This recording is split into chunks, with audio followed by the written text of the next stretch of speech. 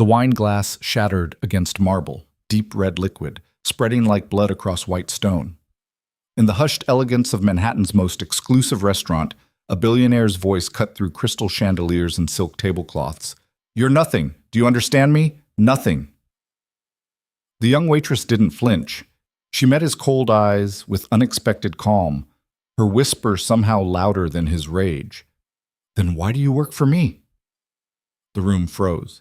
He didn't know it yet, but those 7 words had just destroyed a billion-dollar empire. If you want to see how one moment of cruelty can unravel everything, stay until the end. Drop a comment with your city so I can see how far this story travels.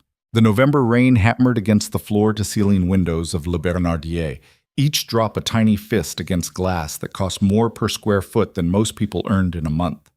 Inside, warmth and wealth insulated the elite from the storm. Candlelight flickered across tables dressed in cream linen. Soft piano music drifted from somewhere unseen. The air itself seemed expensive, perfumed with saffron and aged burgundy, and the particular scent of money that had forgotten what it was like to worry. Clara Bennett moved through this world like a ghost. Her hands, red from years of washing dishes in water too hot, carried a silver tray with the careful precision of someone who couldn't afford mistakes. The black uniform hung slightly loose on her thin frame. She'd lost weight these past months, though she barely noticed anymore. Her dark hair was pulled back so tightly it made her temples ache, but the manager insisted. Professional appearance. Always professional. She approached table 7 with practiced invisibility, the kind servers perfect when they learn that being noticed often means being criticized.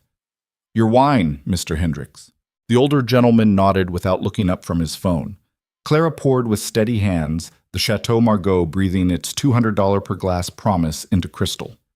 She'd learned the names of wines she'd never taste, learned to pronounce French regions she'd never see, learned to smile while people discussed their third homes and their children's trust funds. "Clara." The manager's voice was sharp behind her. "Table 12 needs water." She turned, already moving, already apologizing with her posture. Marcus Chen ran Le Bernardier with the warmth of a drill sergeant and the flexibility of concrete.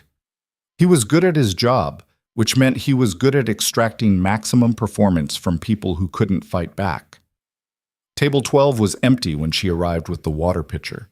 She stood there, uncertain, until Marcus appeared beside her. "What are you doing?"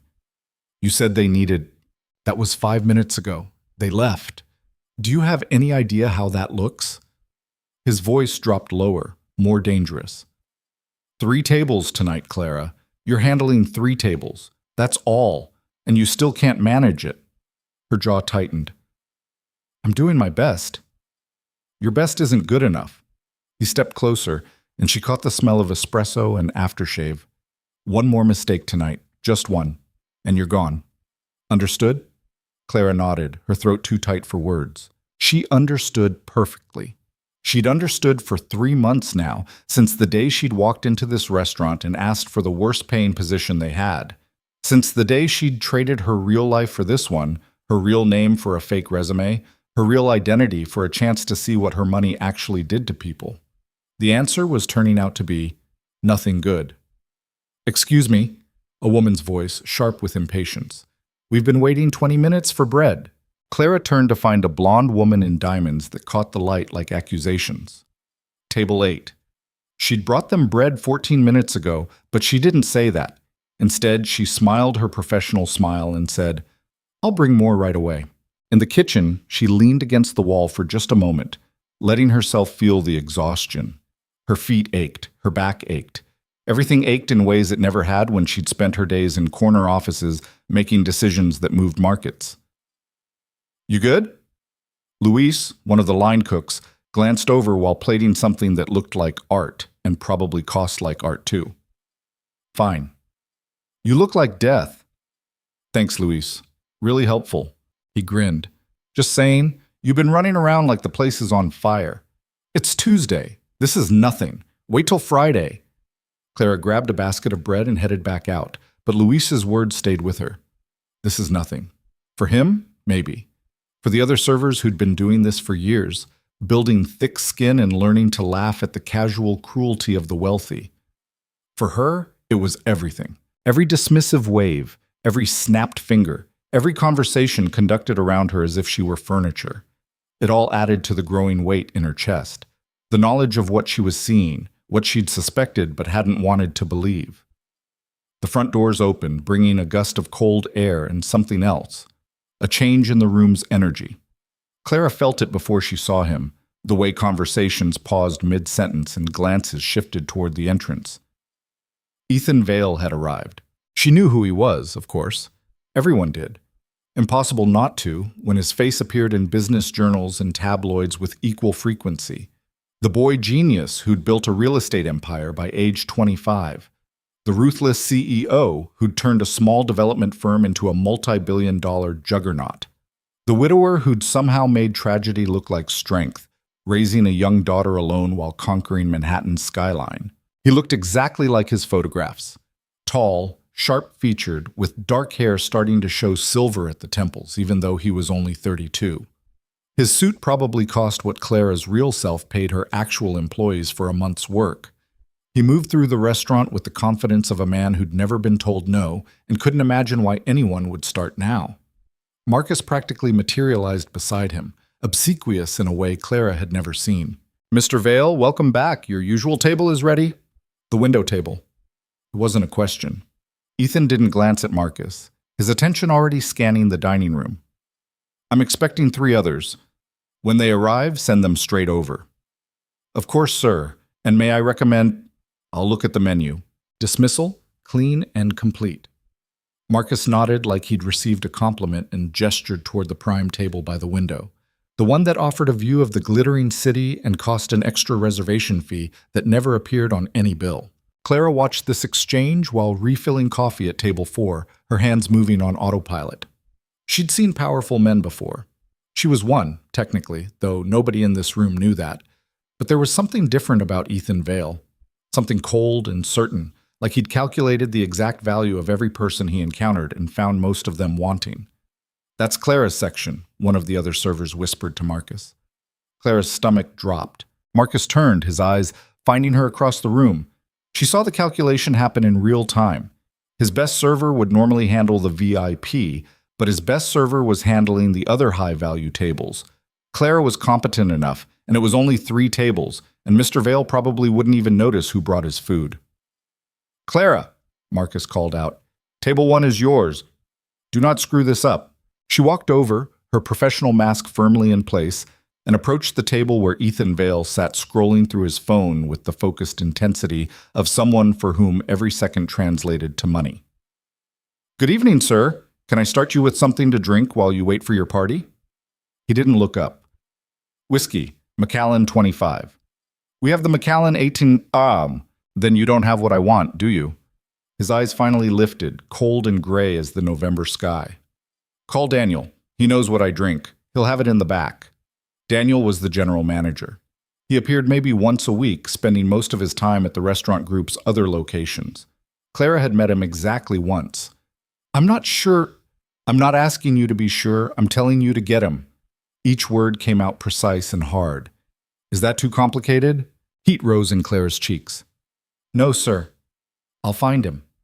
She turned away, her hands trembling slightly. It was stupid, getting rattled by rudeness. She'd dealt with worse in her real life. Hostile board members, aggressive competitors, investors who thought her age and gender meant she'd be easy to manipulate. But somehow this felt different, more personal.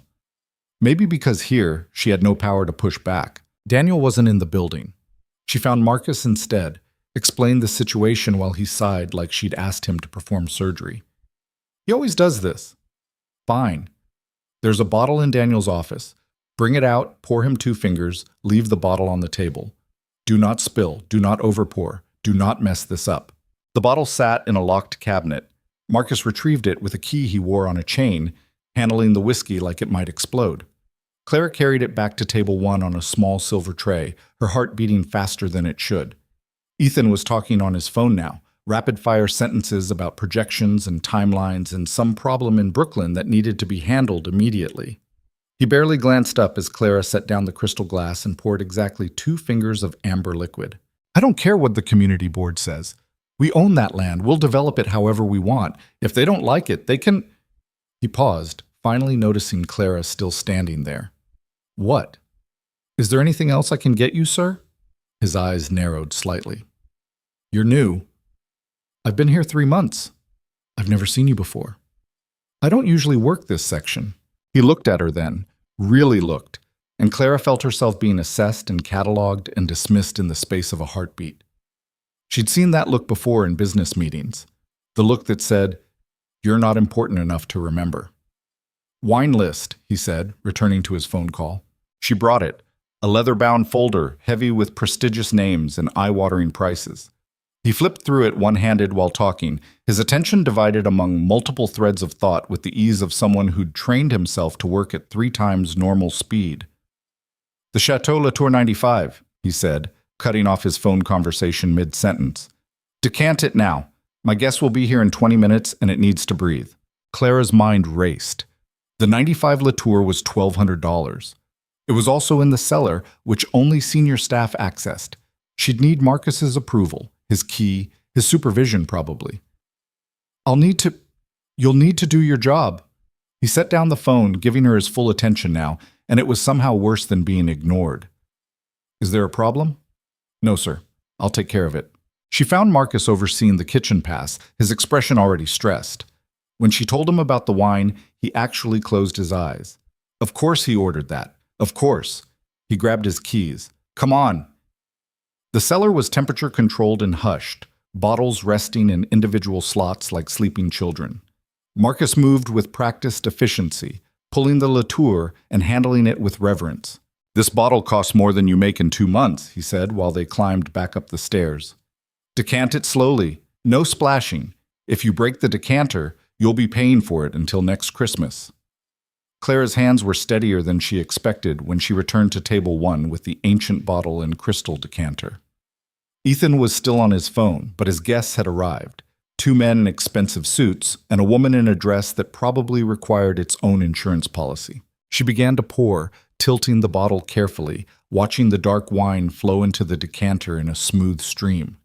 It was almost meditative, this small ritual of wealth. The wine caught the candlelight, deep red with hints of purple. 70-year-old grapes, transformed and preserved, worth more than most people's cars. "So the zoning meeting is Thursday," one of the men was saying. "We've got 3 board members locked in. The other 2 are wavering. They'll vote our way." Ethan's voice carried absolute certainty. "I've made sure of it." Clara's hand jerked slightly. Just slightly. But it was enough. A few drops of wine splashed onto the white tablecloth, deep red spreading into the fabric like a wound. The conversation stopped. Clara froze, the bottle still in her hand, watching those drops spread and knowing that this was bad. "What," Ethan said slowly, "did you just do?" "I'm so sorry, sir. Do you have any idea how much that wine costs?" His voice wasn't loud. That was somehow worse. It was perfectly controlled, each syllable enunciated with the precision of a surgeon making cuts. "I apologize. It was an accident. I'll bring club soda." "An accident." He laughed, short and sharp. "You spilled a $1,200 bottle of wine because you're clumsy and careless, and you think, 'Sorry, fixes it?'" The restaurant had gone quiet. Not silent. Music still played, conversation still murmured, but the quality of sound had changed. People were listening while pretending not to. Clara's face burned. "Sir, I really am." "How long have you worked here?" He cut her off, leaning back in his chair with the casual posture of someone settling in to enjoy himself. 3 months. 3 months. He looked at his guests, inviting them to share his disbelief. "She's been doing this for 3 months and still can't pour wine without making a mess." "Ethan," the woman said quietly, "it's just a few drops." "It's incompetence, Jessica. It's exactly the kind of sloppy, lazy work that—" He turned back to Clara. "What's your name?" "Clara." "Clara." He said it like a diagnosis. "Tell me, Clara, do you think your job is difficult?" She didn't answer. Couldn't answer. Her throat had closed up entirely. "I'm asking you a question," he continued. "Do you think being a waitress is hard work? Because from where I'm sitting, it looks pretty simple. Take orders, bring food, pour drinks without spilling them." He gestured at the stained tablecloth. Apparently that last part is beyond your capabilities. Mr. Vale, Marcus had appeared, his face pale. I sincerely apologize. We'll replace the wine immediately, of course, and there will be no charge for... I don't want a replacement. I wanted this bottle, properly served, not baptized across my table by someone who clearly doesn't belong here. Clara's hands had started shaking. She gripped the wine bottle tighter, focusing on that small point of control. Maybe, Ethan continued, his eyes still on Clara, you should consider a different line of work, something that matches your skill level. Fast food, perhaps. They have pictures on the registers. That might be more your speed. Jessica shifted uncomfortably. One of the men coughed. Marcus looked like he wanted to sink through the floor. Clara stood there, burning with humiliation, and thought about all the things she could say, all the things she wanted to say. Instead, she said, I'll get a new tablecloth. No, Ethan's voice cracked like a whip. You'll stand there and explain to me why I should tip someone who can't perform the most basic function of her job. Something shifted in Clara's chest, a small spark of anger fighting through the shame. I made a mistake, she said quietly. I'm sorry. It won't happen again. Won't it? He leaned forward slightly. Because I'm looking at you, Clara, and I'm seeing someone who probably makes mistakes constantly. Someone who drifts through life doing the bare minimum and expecting everyone else to clean up after her. Am I wrong? The spark caught fire. You don't know anything about me. The words came out before she could stop them. Marcus made a small, strangled sound. Ethan's eyebrows rose. Excuse me? You don't know me, Clara repeated, and this time her voice was steadier. You don't know if I work hard. You don't know what kind of person I am. You saw me spill a few drops of wine and decided you knew everything worth knowing. Clara! Marcus grabbed her arm, but she shook him off. I am sorry about the wine, she continued, looking directly at Ethan Vale, but I'm not sorry for being human. I'm not sorry for making one mistake after working a double shift. And I'm definitely not sorry for refusing to let you humiliate me just because you can. The silence was absolute now. Every conversation in the restaurant had stopped. Every eye was turned toward table 1. Ethan stood up slowly. He was tall, Clara realized, taller than she'd thought. He looked down at her with an expression that might have been surprise or might have been fury. Do you know who I am? Yes. Then you know I could have you fired with one phone call. I know you could try. Something flickered across his face. Try. Clara felt the words building in her chest. 3 months of silence and observation and carefully hidden identity rising up like a wave. She thought about the families in Brooklyn, the development project she'd been investigating. She thought about the fake numbers and the bribes and the lives that would be destroyed for profit. She thought about everything this man represented, standing there in his expensive suit, using his power to crush someone he thought couldn't fight back. You called me nothing, she said softly. You said I was lazy and incompetent and worthless. You decided all that from 3 drops of wine. I decided it from watching you fail at a simple task. No? Clara shook her head. You decided it because you think people like me don't matter, because you think money makes you better than everyone else, because you've forgotten, or maybe you never learned, that the people you dismiss as nothing are actually human beings with lives and problems and dignity. Ethan's jaw tightened. You're way out of line. Am I? She met his cold gray eyes with her own. Then fire me, Mr. Vale. Call the owner right now. Use your power. Prove that you're exactly the kind of man who destroys people for sport. For a long moment, he just stared at her. The restaurant held its breath. Then Ethan Vale smiled. It was not a nice smile. You want to know the truth, Clara? He spoke quietly, but his voice carried through the silent room. The truth is that you are nothing. In a city of 8 million people, you're completely replaceable. You'll be forgotten before the night is over. That's not cruelty. That's reality. You're upset because I'm the first person honest enough to say it to your face. The words hit like fists. Clara felt them land, felt them trying to burrow deep and make her small. But she'd been small for 3 months now. She'd made herself small deliberately, observing and learning and gathering evidence. She'd let people talk around her and through her and over her, collecting every careless word and casual cruelty. She was done being small. Then why, she said, her voice barely above a whisper. "Do you work for me?" Ethan blinked. "What?" "I asked you a question." Claire's voice was still quiet, but something had changed in it. Something cold and certain and final. "If I'm nothing, Mr. Vale, if I'm so completely worthless and forgettable, then why do you work for me?" He laughed, actually laughed. "Are you having some kind of breakdown?" "I don't work for you. I don't even know you." "No," Clara agreed. "You don't." She reached up and pulled the elastic from her hair, letting it fall around her shoulders. It was a small gesture, meaningless to anyone watching, but to Clara, it felt like taking off a costume. "My name is Clara Bennett," she said. "I'm the chairwoman of Bennett Holdings. We own 42% of the venture capital firm that holds the majority stake in Vale Development Group." She paused, watching his face. "Which means, Mr. Vale, that I own you." The color drained from Ethan's face. "That's not—" He stopped, recalculating. "Bennett Holdings is managed by me," Clara finished, "through a series of trustees and shell corporations designed specifically to maintain anonymity. My father built the company. When he died 2 years ago, he left it to me with one instruction: figure out what our money actually does." She gestured around the restaurant, at the watching faces and expensive tables and the world of wealth they'd both inhabited from such different angles. "So I've been finding out. I've worked in 7 different companies that my money controls. Restaurants, retail stores, warehouses, construction sites. I wanted to see how people were treated when they thought nobody important was watching." Her eyes locked onto his. "Now I know." Ethan stood frozen. His mind was racing. Clara could see it in his eyes. Calculating, analyzing, trying to find the angle or the lie or the way out. Marcus had gone white as chalk.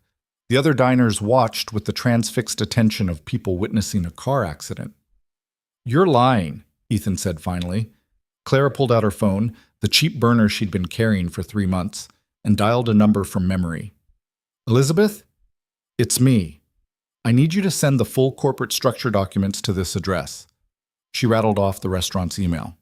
"The ones showing Bennett Holdings' stake in Meridian Capital? Yes, all of them. Now." She hung up and looked back at Ethan. "You'll have them in about 3 minutes. Feel free to verify." "Why?" The word came out harsh. "Why would you do this?" "Because I wanted to know the truth, not the sanitized reports from managers trying to impress me, not the carefully crafted presentations from executives protecting their bonuses. I wanted to see what actually happens to people in my companies." She pulled off her apron slowly, folding it with deliberate care. "And what happens, Mr. Vale, is that people like you treat them like nothing." Marcus found his voice. "Ms. Bennett, I had no idea if I'd known—" "If you'd known who I was, you would have treated me differently," Clara cut him off. "That's exactly the problem, Marcus. You should treat all your employees with basic human decency, not because they might secretly be wealthy, but because they're people." She turned back to Ethan. "Your development project in Brooklyn, the one you were just discussing. I've been reviewing the environmental assessments, the community impact statements, the relocation plans." She paused. "They're fraudulent. The numbers are fabricated. And starting tomorrow morning, Bennett Holdings will be launching a full investigation into Vale Development Group's business practices." Ethan's hands had curled into fists. "You can't—" "I can." Clara's voice was ice. "I absolutely can. You taught me an important lesson tonight, Mr. Vale. You showed me exactly what happens when power goes unchecked, when people think they can humiliate others without consequences." She picked up her purse from where she'd stashed it behind the bar. "Thank you for that. It was very educational." She started to walk away, then stopped and turned back. "One more thing. That bottle of wine, it didn't cost $1,200. It cost exactly $1,095. I know because I approved the purchasing budget for this restaurant." She glanced at the stained tablecloth. "And those few drops I spilled? They're worth about $8. But you were willing to destroy someone's dignity over them. That tells me everything I need to know about what kind of man you are." The walk to the door felt endless. Clara kept her head high, aware of every eye following her, every whispered conversation starting up in her wake. Behind her, Ethan Vale stood motionless at table 1, his expensive suit and his power and his certainty suddenly revealed as fragile as the wine glass that had started everything. Clara pushed through the front doors into the cold November rain. It soaked through her uniform immediately, icy and sharp and real. She started laughing. It bubbled up from somewhere deep in her chest, a release of 3 months of tension and pretending and careful observation. She'd done it. She'd actually done it.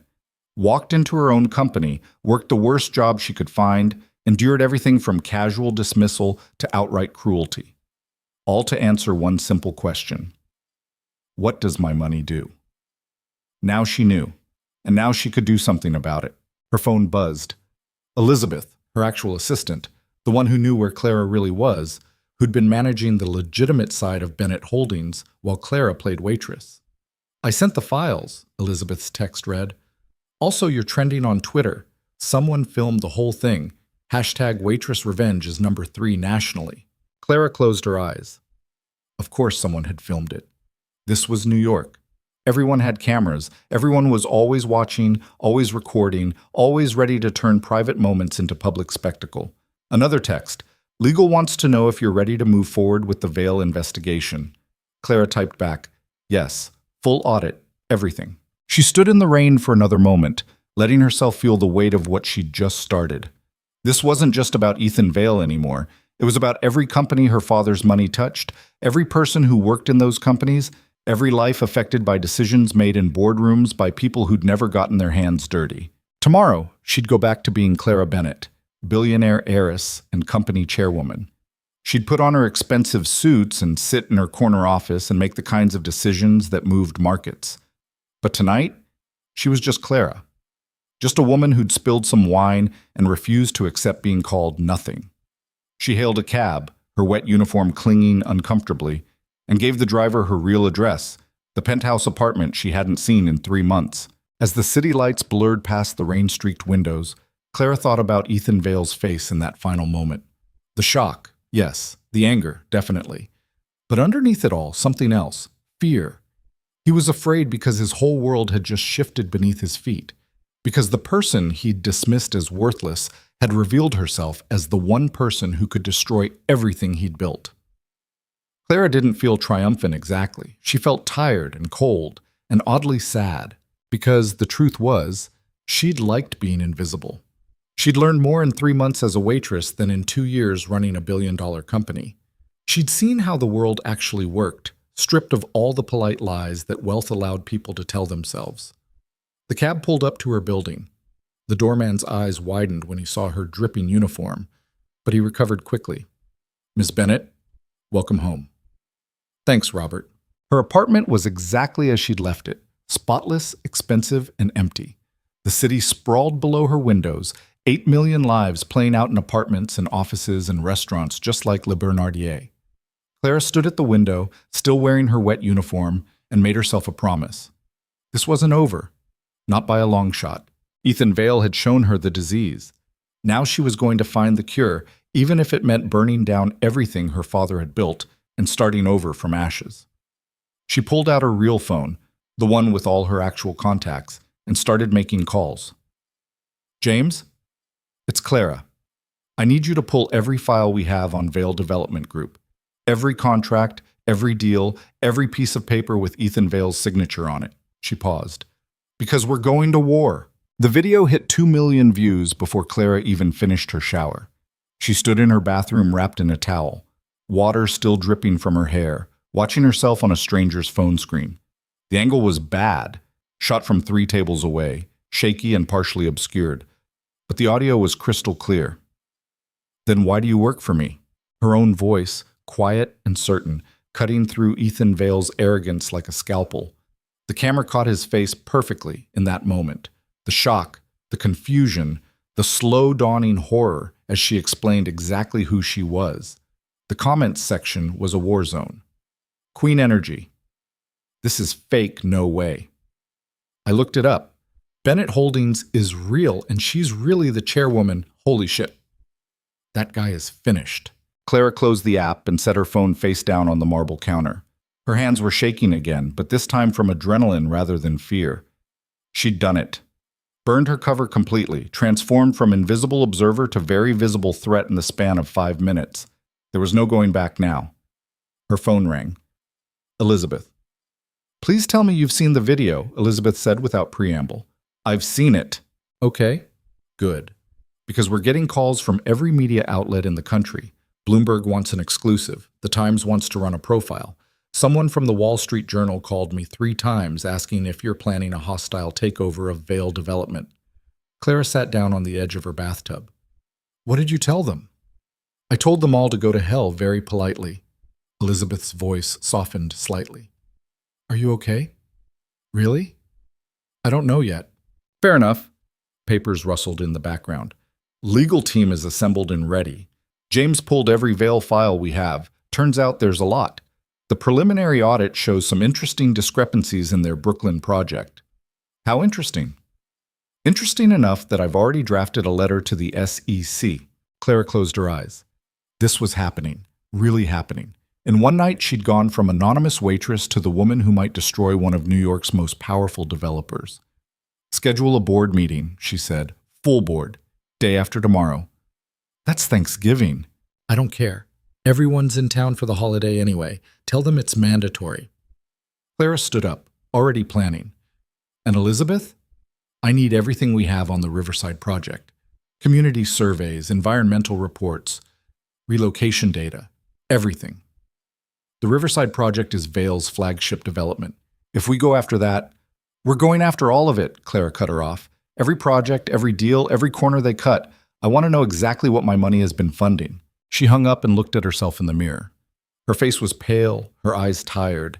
She looked like someone who'd worked a double shift and then blown up her entire life. Good. Clara got dressed in real clothes for the first time in 3 months. Dark jeans, a cashmere sweater, boots that cost more than she'd made in tips all week. It felt strange sliding back into this skin, like putting on armor after walking around naked. Her laptop was still on the kitchen counter where she'd left it, buried under 3 months of dust. She opened it and pulled up the files James had sent. Vail Development Group, founded 8 years ago by Ethan Vail using a combination of family money and leveraged investments. Grew rapidly through aggressive acquisitions and bold projects that other developers considered too risky. Current valuation, somewhere north of $3 billion. And 42% of the venture capital firm holding Vail's largest debt was owned by Bennett Holdings.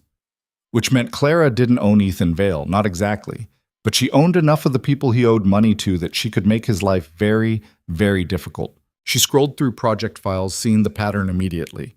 Vail specialized in buying up struggling neighborhoods, promising revitalization and community partnership, then building luxury developments that pushed out everyone who'd lived there before. It was gentrification as corporate strategy, wrapped in the language of progress and economic growth. The Riverside project was his masterpiece. 2 square blocks in Brooklyn, currently home to about 300 families in rent-controlled buildings and small businesses that had survived 3 generations. Vail's plan would demolish it all and replace it with high-rise condos, boutique retail, and a private park. Clara found the community impact statement and started reading. Within 2 pages, she knew something was wrong. The relocation numbers didn't add up. The report claimed only 85 families would be displaced, but Clara had seen the neighborhood layout. She'd actually driven through it last month, part of her ongoing investigation. There were at least 200 residential units in those 2 blocks. She pulled up the environmental assessment next. It claimed minimal impact on local infrastructure, no concerns about increased traffic or strain on schools and services. But the census data told a different story. The neighborhood had 2 elementary schools already operating over capacity. The subway station was among the most crowded in Brooklyn. Adding 1,500 luxury units would be a disaster. Someone had lied. Professionally, systematically, with official stamps and signatures that made it look legitimate. Clara's phone buzzed again. A text from a number she didn't recognize. Ms. Bennett, this is Marcus Chen from Le Bernardier. I wanted to apologize for my behavior tonight and for not recognizing who you were. If there's anything I can do to make this right. She deleted it without responding. Another text, this one from her college roommate. OMG, I just saw the video. Are you okay? And another from her lawyer. We need to talk about the NDA implications before you make any more public statements. Clara turned off her phone. She needed to think, needed to plan, needed to understand exactly what she was dealing with before she made her next move. The Riverside project file had appendices. Hundreds of pages of supporting documents, surveys, architectural renderings. Clara downloaded everything and started printing. Her home printer wheezed to life, spitting out page after page while she made coffee and tried to organize her thoughts. Outside her windows, the city glittered with oblivious beauty. Somewhere out there, Ethan Vale was probably having a similar night, planning, strategizing, trying to figure out how to neutralize the threat she represented. Good. Let him worry. The printer finally stopped around 2 in the morning. Clara spread the documents across her dining room table, creating a physical map of Vale's deception. Environmental reports here, relocation data there, financial projections forming a third pile. That's when she found it. A single page buried in the appendix, easy to miss if you weren't looking carefully. A preliminary survey from 2 years ago, before Vale had bought the land. It showed the actual number of residential units, 243 families plus 32 small businesses. Someone had made those numbers disappear. Clara pulled up the official impact statement again and compared the signatures. The preliminary survey was signed by a company called Northfield Environmental Consulting. The final assessment, the fraudulent one, was signed by Apex Environmental Group. A quick search showed that Apex Environmental had been incorporated 6 months after the preliminary survey, had worked exclusively on Vale development projects, and shared an office address with 3 other consulting firms that also worked exclusively for Vale. Shell companies. All of them. Clara sat back, her mind racing. This wasn't just cutting corners or optimistic projections. This was systematic fraud designed to circumvent environmental and community protection laws. And she had the proof. Her phone was still off, but her laptop showed 53 new emails. She ignored them all and opened a new message to James. I need a forensic accountant and a team of lawyers who specialize in real estate fraud. Also, find me everything you can on Northfield Environmental Consulting, the firm that did the original Riverside survey. I want to know who paid them to disappear. She hit send and checked the time. Almost 3 in the morning. She should sleep. She'd been awake for 20 hours, worked a double shift, confronted a billionaire, and started a war. Instead, she made more coffee and kept reading. The architectural renderings for Riverside were beautiful in the way that lies often are. Green spaces and community centers, diverse families laughing in sunlit courtyards, small shops with cheerful awnings. The images promised integration and improvement, a rising tide lifting all boats. But the fine print told a different story. The affordable housing component was only 12% of total units, the bare minimum required by law. And those units weren't actually affordable by any reasonable standard. A one-bedroom listed at $2,400 a month, in a neighborhood where the median income was $40,000 a year. Clara pulled up a map of the area and started researching. The Riverside neighborhood had been there for over 100 years. Started as a working-class community for dock workers and factory employees. Survived the Depression, white flight, crack epidemic, and every other crisis that had torn through Brooklyn over the decades. Now it was being erased so people like her could have luxury condos with river views. The irony wasn't lost on Clara. She was wealthy enough to afford one of those condos without blinking. Hell, she could probably buy the entire building. But she'd also spent 3 months making $8 an hour plus tips, sharing a locker room with women who worked 2 jobs and still couldn't make rent. She knew which version of herself she preferred. Her laptop pinged. James had replied already. The man apparently never slept. Forensic team assembled. Lead is Rebecca Stein, formerly with the FBI's white-collar division. Very expensive, very good. Lawyers are from Hutchins and Gray. They handled the Delacroix fraud case. Also very expensive. Also very good. And then FYI, Ethan Vale just retained Morrison and Wells. They're the best defense firm in the city. Clara smiled grimly. So Vale was gearing up for war too. Another email from James. Northfield Environmental was paid $50,000 for the preliminary survey. Then they received $200,000 3 months later marked as consulting fees from a holding company that traces back to Vale. 1 month after that, the company dissolved. So Vale had paid them to go away, paid them enough that the truth would stay buried. Clara forwarded everything to Rebecca Stein with a simple message. I need to know how deep this goes. The sun was starting to rise, pale November light filtering through her windows. Clara stood and stretched, her back aching from hours hunched over documents. Her phone was still off.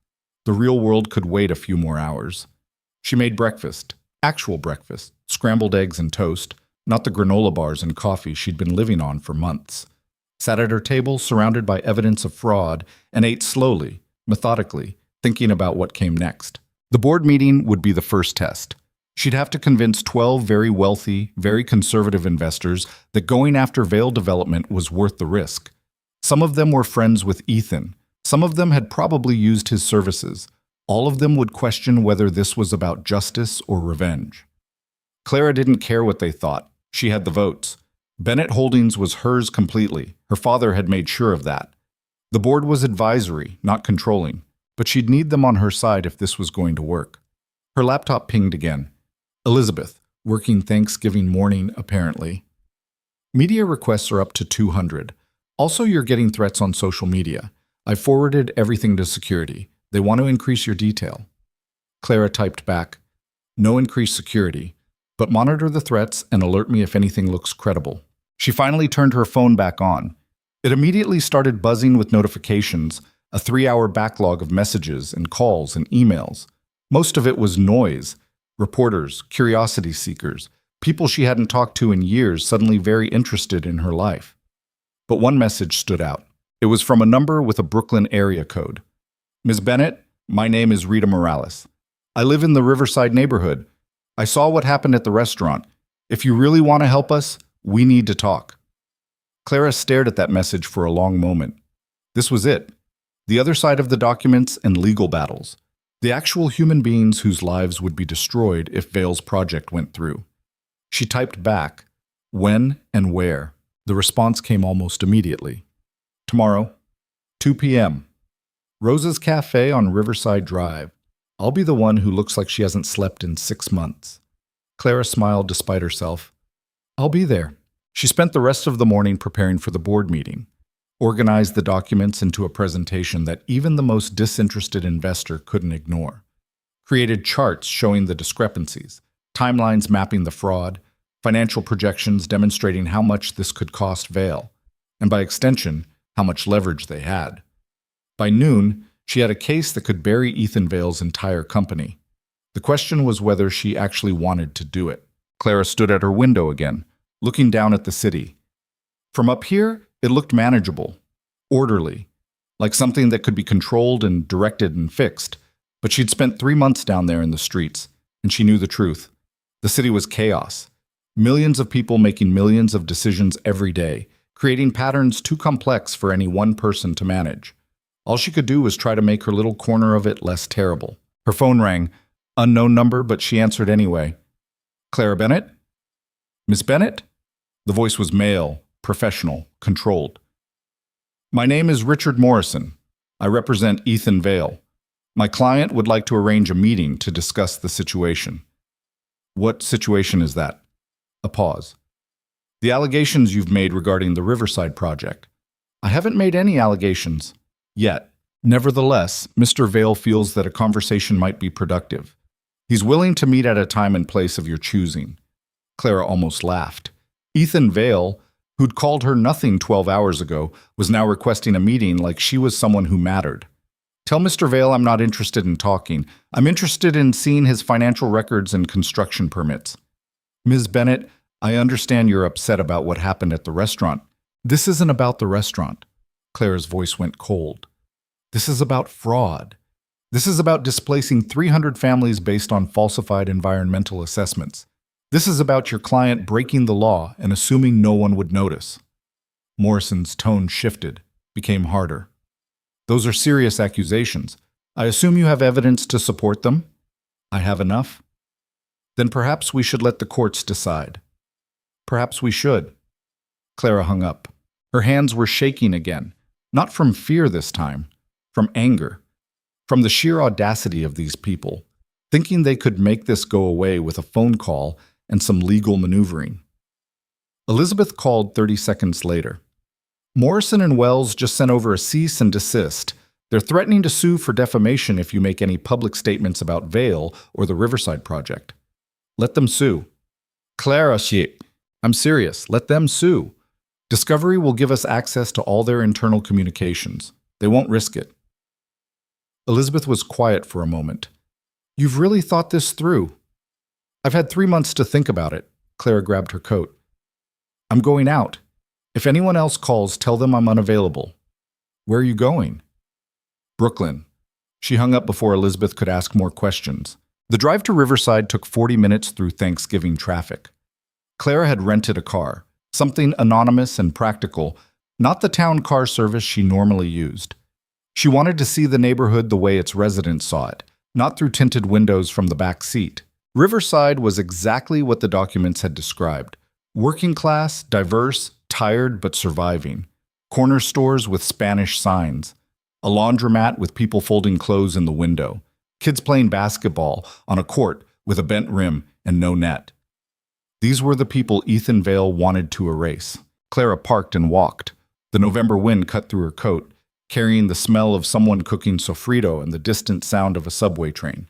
She passed a barber shop full of old men arguing about football, a bodega with produce spilling onto the sidewalk, a church with a broken window covered in plywood. This wasn't the poverty tourists imagined when they thought about struggling neighborhoods. It was just life. People getting by, making communities, existing in the complicated space between prosperity and desperation. And Vale wanted to turn it into luxury condos. Clara found Rosa's Cafe easily, a small Puerto Rican restaurant with plastic tables and salsa music playing from a radio. She was a day early, but she wanted to see the place, get a feel for it before her meeting with Rita Morales. The woman behind the counter looked up when Clara entered. She was maybe 60, with gray hair and hands that had worked hard for a long time. "You're here about the development," she said. "Not a question." Clara nodded slowly. "How did you know?" "Because you got the same look everyone else has when they come here. Like you're trying to understand something you already know is going to disappear." The woman wiped down the counter with a rag that had seen better days. "You want coffee? Please." The coffee came in a foam cup, strong and sweet. Clara sat at one of the plastic tables and the woman joined her. "I'm Rosa," she said. "This is my place. Been here 32 years. Clara." "I know who you are." Rosa's smile was tired. "Saw the video. Everybody saw the video. You really humiliated that Vale man on purpose?" "Not exactly on purpose, but I'm not sorry about it." "Good." Rosa sipped her own coffee. "He came here once, about a year ago. Walked through like he was touring a museum. Took pictures, asked questions, wrote things down. Then he left and we never saw him again." "What kind of questions?" "How long we'd been here, how much rent we paid, whether we owned or leased." Rosa's eyes hardened. "He was counting, figuring out how much it would cost to make us all go away." Clara set down her cup carefully. "What if I told you I could stop him? I'd say you're either lying or you don't know what you're up against." Rosa leaned back in her chair. "People like Vale, they don't stop. They just find new ways to win. You think you're the first person to try to fight this? We've had lawyers, community organizers, even a city councilman on our side. None of it mattered. This is different." "How?" "Because I own the money he borrowed to buy your neighborhood." Rosa studied her for a long moment. "You really Clara Bennett? The chairwoman?" "Yes." "And you really worked as a waitress for 3 months?" "Yes." "Why?" Clara had been asked that question a dozen times in the past day. By Elizabeth, by James, by her lawyer. She'd given them all professional answers about corporate oversight and fiduciary responsibility.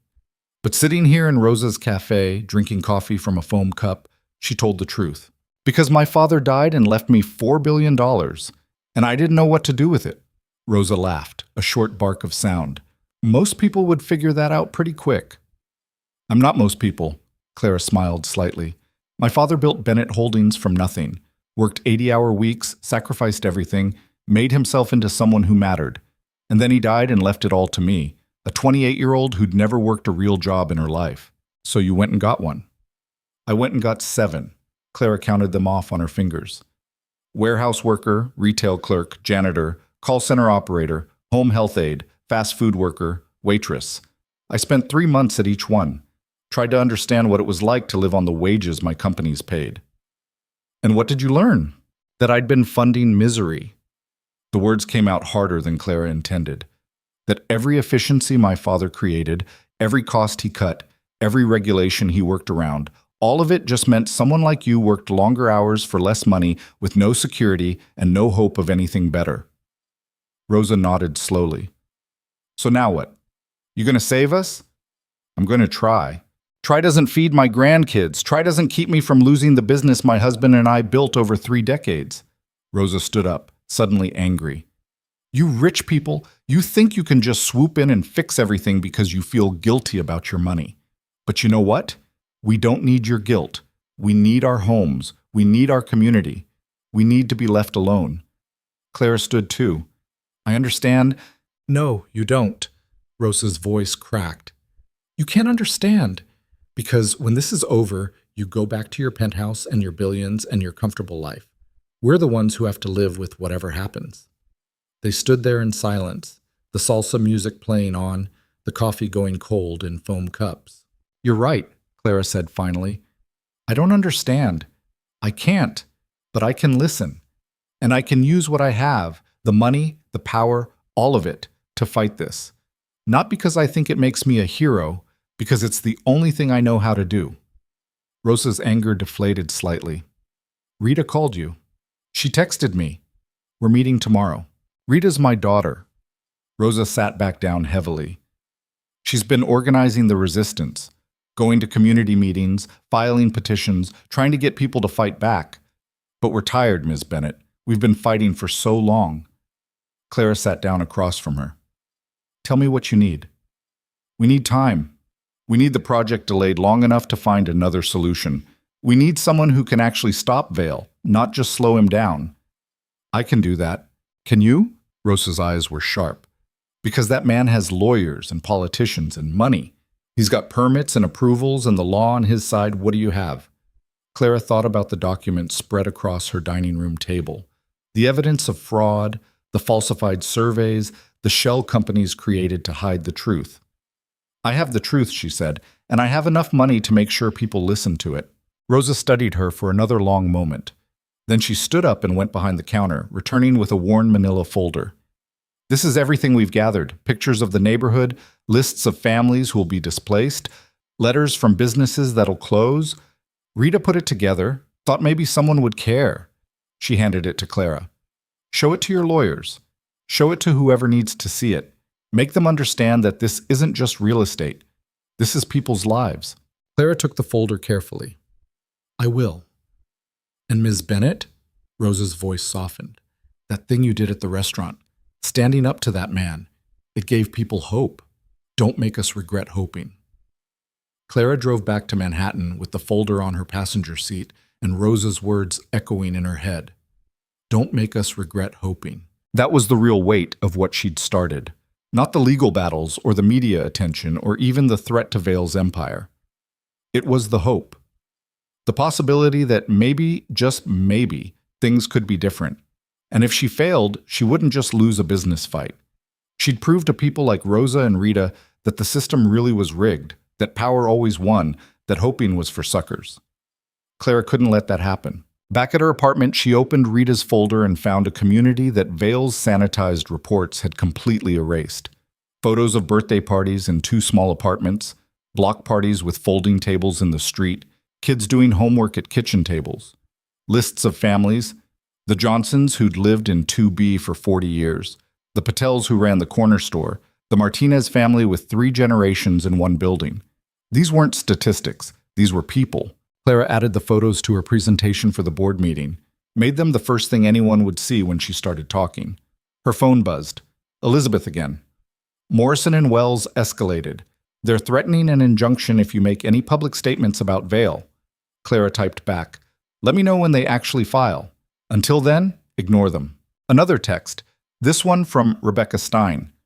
Preliminary analysis complete. You were right. The fraud goes deeper than the environmental assessments. I'm finding discrepancies in construction permits, safety inspections, even the financing documents. This is systemic. Clara called her immediately. How bad is it? Rebecca's voice was crisp, professional. Bad enough that Vail could face criminal charges if this goes to the DA. We're talking fraud, bribery, possibly racketeering if we can prove a pattern. Can you prove it? Given enough time and resources? Absolutely. Papers rustled. But Clara, you need to understand what you're starting. This won't just hurt Vail. It'll expose everyone who worked with him, everyone who looked the other way, everyone who profited from these projects. You're going to make a lot of powerful people very angry." "Good." Rebecca laughed. "I was hoping you'd say that. I'll have a full report ready by tomorrow." Clara spent the rest of the evening preparing. She rehearsed her presentation, anticipated questions, built contingencies for every possible objection the board might raise. By midnight, she was ready. Her phone buzzed one last time, a text from the same Brooklyn number. "Ms. Bennett, this is Rita. My mother told me you came by the cafe. Thank you. I know you don't owe us anything, but if you really mean what you said about stopping Vale, we'll stand with you, all of us, whatever it takes." Clara read that message 3 times, whatever it takes. She thought about Ethan Vale, probably in his own penthouse somewhere, surrounded by his own lawyers and strategists.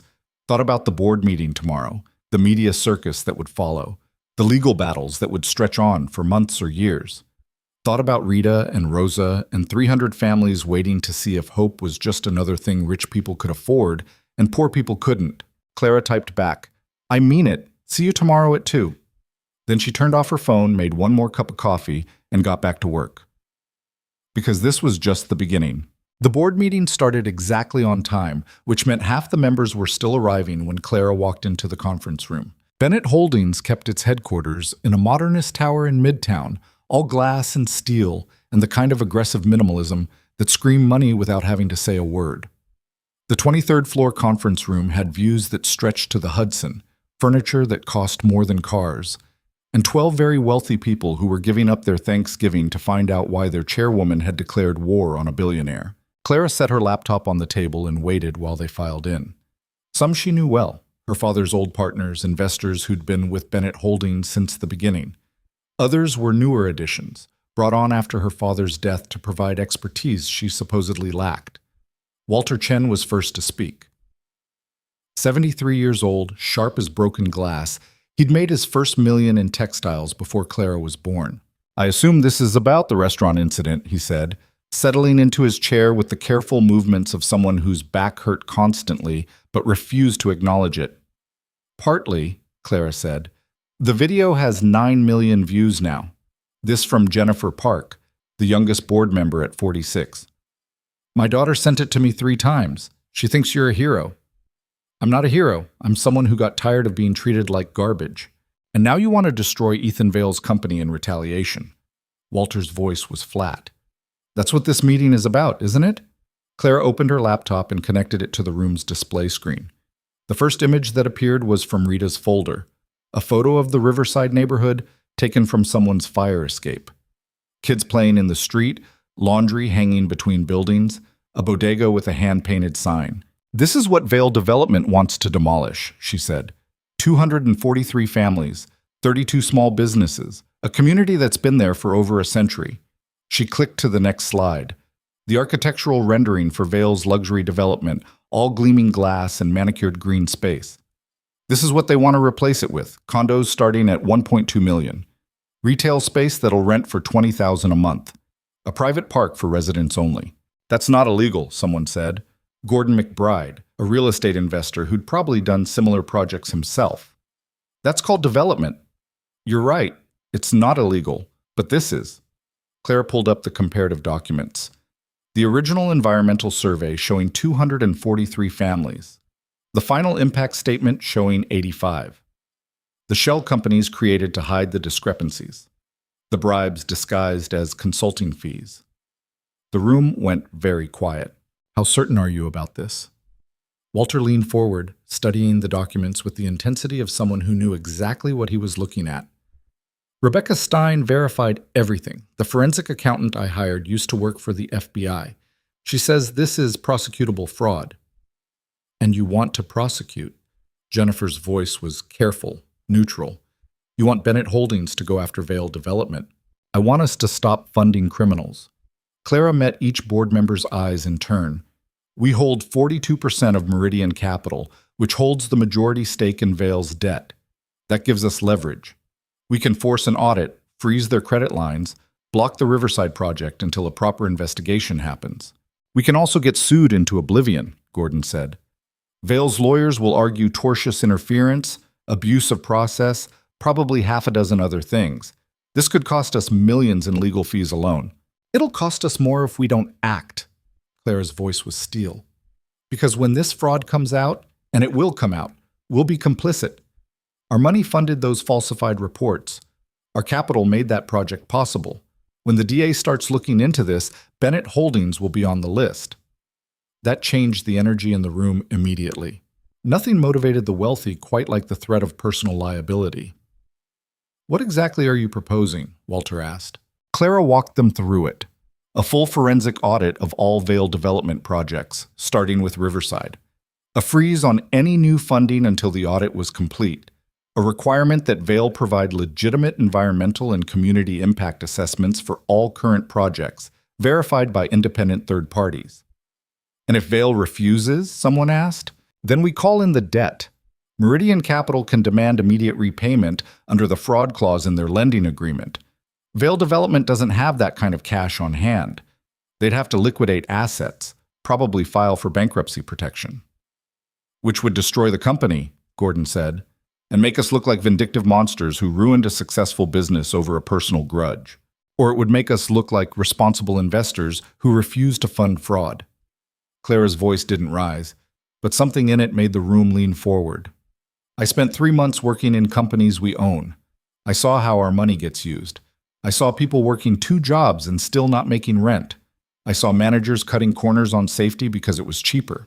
I saw the human cost of the efficiency my father built this company on." She pulled up another photo from Rita's folder. A woman Clara's own age holding a baby on her hip while stirring something on a stove in a kitchen barely bigger than a closet.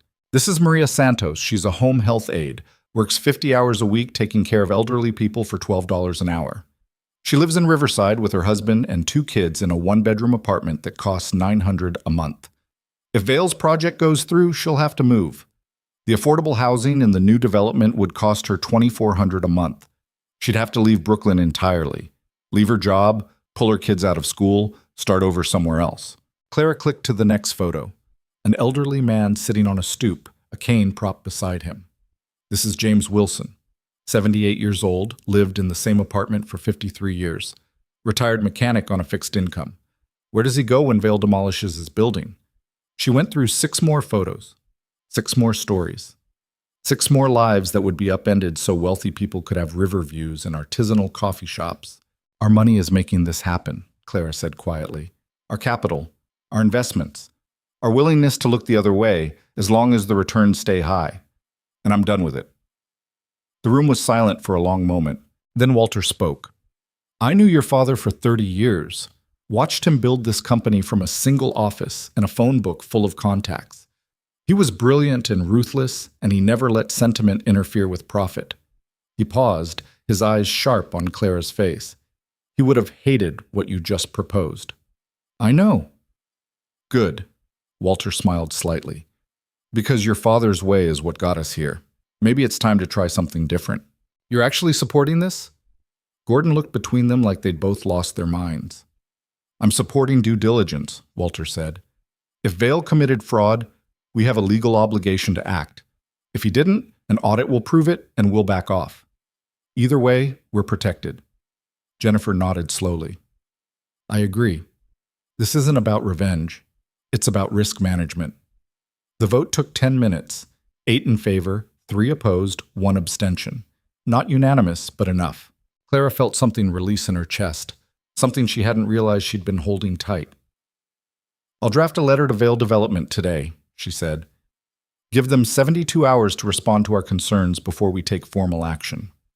"Make it 48, Walter said. "If they're innocent, they won't need more time than that. If they're guilty, they'll use every hour we give them to hide evidence." The meeting broke up quickly after that. Board members filed out, some looking relieved, others troubled. Gordon left without saying goodbye. Jennifer squeezed Clara's shoulder on her way past. Walter stayed behind. "That was quite a presentation," he said when they were alone. "It was the truth. The truth is usually quite effective." He stood slowly, wincing at his back. "But Clara, you need to understand something. What you're doing, it's going to get messy. Vail won't roll over quietly. He'll fight back hard and dirty. Are you ready for that?" "I don't know," Clara admitted, "but I'm doing it anyway." Then let me give you some advice your father would never have given you. Walter's voice softened. Don't do this alone. You've got good instincts, but you're young and you've never been in a real corporate war. Let me help. Let Jennifer help. We've been through these battles before. Clara nodded, surprised to find her throat tight. Thank you. Don't thank me yet. This is going to get worse before it gets better. He left, and Clara was alone in the conference room with her laptop and 9 million people who'd watched her humiliate a billionaire. Her phone buzzed. Elizabeth. How'd it go? We got the votes. Draft a letter to Vail Development. 48-hour deadline for response. On it. Also, Rita Morales called. She wants to know if you're still meeting at 2. Clara checked her watch. 11:30. She had time. Tell her I'll be there. The drive back to Brooklyn was different this time. Clara wasn't scouting anymore. Wasn't trying to understand from a distance. She was committed now. All in. Whatever happened next, she'd tied her fortune to this neighborhood and these people. Rosa's cafe was busier than yesterday. The lunch rush was starting, the small space filling with the smell of rice and beans and plantains. Rosa was behind the counter, moving with practiced efficiency while calling out orders in Spanish. Rita was sitting at the same plastic table Clara had used yesterday. She was younger than Clara expected, maybe 26 or 27, with her mother's eyes and a tiredness that had nothing to do with lack of sleep. Miss Bennett. Rita stood up when Clara approached. Thanks for coming. Call me Clara, please. They sat. Rosa brought over 2 cafés con leche without being asked. Mom says you really want to help, Rita said, that you're not just looking for good publicity. I'm really not. The publicity has been mostly terrible. Rita smiled slightly. 9 million views. Must be weird having your life go viral. Extremely. Clara wrapped her hands around the warm cup. But it's getting people to pay attention. That's something. Attention doesn't stop bulldozers. Rita's voice wasn't bitter, just factual. I've been organizing this community for 2 years. We've had attention. News crews, politicians showing up for photo ops, activists who care for about a week before moving on to the next cause. None of it matters because Vail has permits and money and the law on his side. What if he doesn't? Rita looked up sharply. What do you mean? Clara told her. About the board meeting, the audit, the evidence of fraud. About freezing Vail's funding and demanding legitimate assessments. About the 48-hour deadline that was already ticking. Rita listened without interrupting, her coffee going cold in her hands. You're serious, she said when Clara finished. You're actually going after him. Yes. Why? The question was direct, challenging. You don't know us. This isn't your neighborhood. You could walk away right now and go back to being a billionaire who tried to do something good. Why risk everything on people you don't even know? Clara thought about the easy answer, the one about corporate responsibility and fiduciary duty. Thought about the true answer, that she was tired of being useless, tired of inherited wealth she hadn't earned, tired of a world where money mattered more than people. Instead, she said, because I worked as a waitress for 3 months and a man called me nothing. And if he's right, if people like me really are nothing to people like him, then what's the point of any of this? Rita studied her for a long moment. Then she pulled out her phone and made a call. Carlos? Yeah, it's Rita. Get everyone together. Tonight, 7 o'clock, Community Center. She paused, listening. I know it's Thanksgiving. I don't care. This is important. She hung up and looked at Clara. You want to help? Come to the meeting tonight. Meet the people you're fighting for. Let them decide if they trust you. Okay. Fair warning, they're not going to make it easy. People here have been screwed over by rich white women with good intentions before. Clara almost pointed out that she was Chinese American, not white. Then she realized Rita's point had nothing to do with race and everything to do with money. I understand, she said instead. Rita stood up. 7 o'clock. Don't be late. She started to leave, then turned back. And Clara, thank you for trying. Even if it doesn't work, thank you for trying. Clara spent the afternoon preparing differently than she'd prepared for the board meeting. No slides, no data, no carefully rehearsed arguments. Just herself and the truth and the hope that it would be enough. At 6:30, she got back in her rented car and drove to the Riverside Community Center. It was an old building, probably had been a school once. The paint was peeling, the windows were covered in burglar bars, and the whole thing had the worn-down look of a place that survived on hope and duct tape. Inside was warmer. Folding chairs arranged in a circle, coffee brewing in an ancient percolator. People arriving in ones and twos with the comfortable familiarity of folks who'd been doing this for years. Rita found Clara hovering near the door. "You came." "I said I would." "Yeah, well, rich people say a lot of things." Rita gestured to the chairs.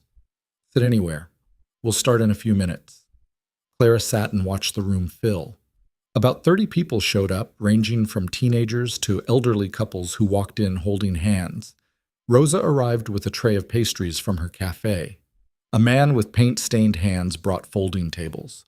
A woman with a sleeping baby and a carrier distributed photocopied flyers. This was a community, a real one, not the sanitized version from Vale's architectural renderings. Rita called the meeting to order at 7:15.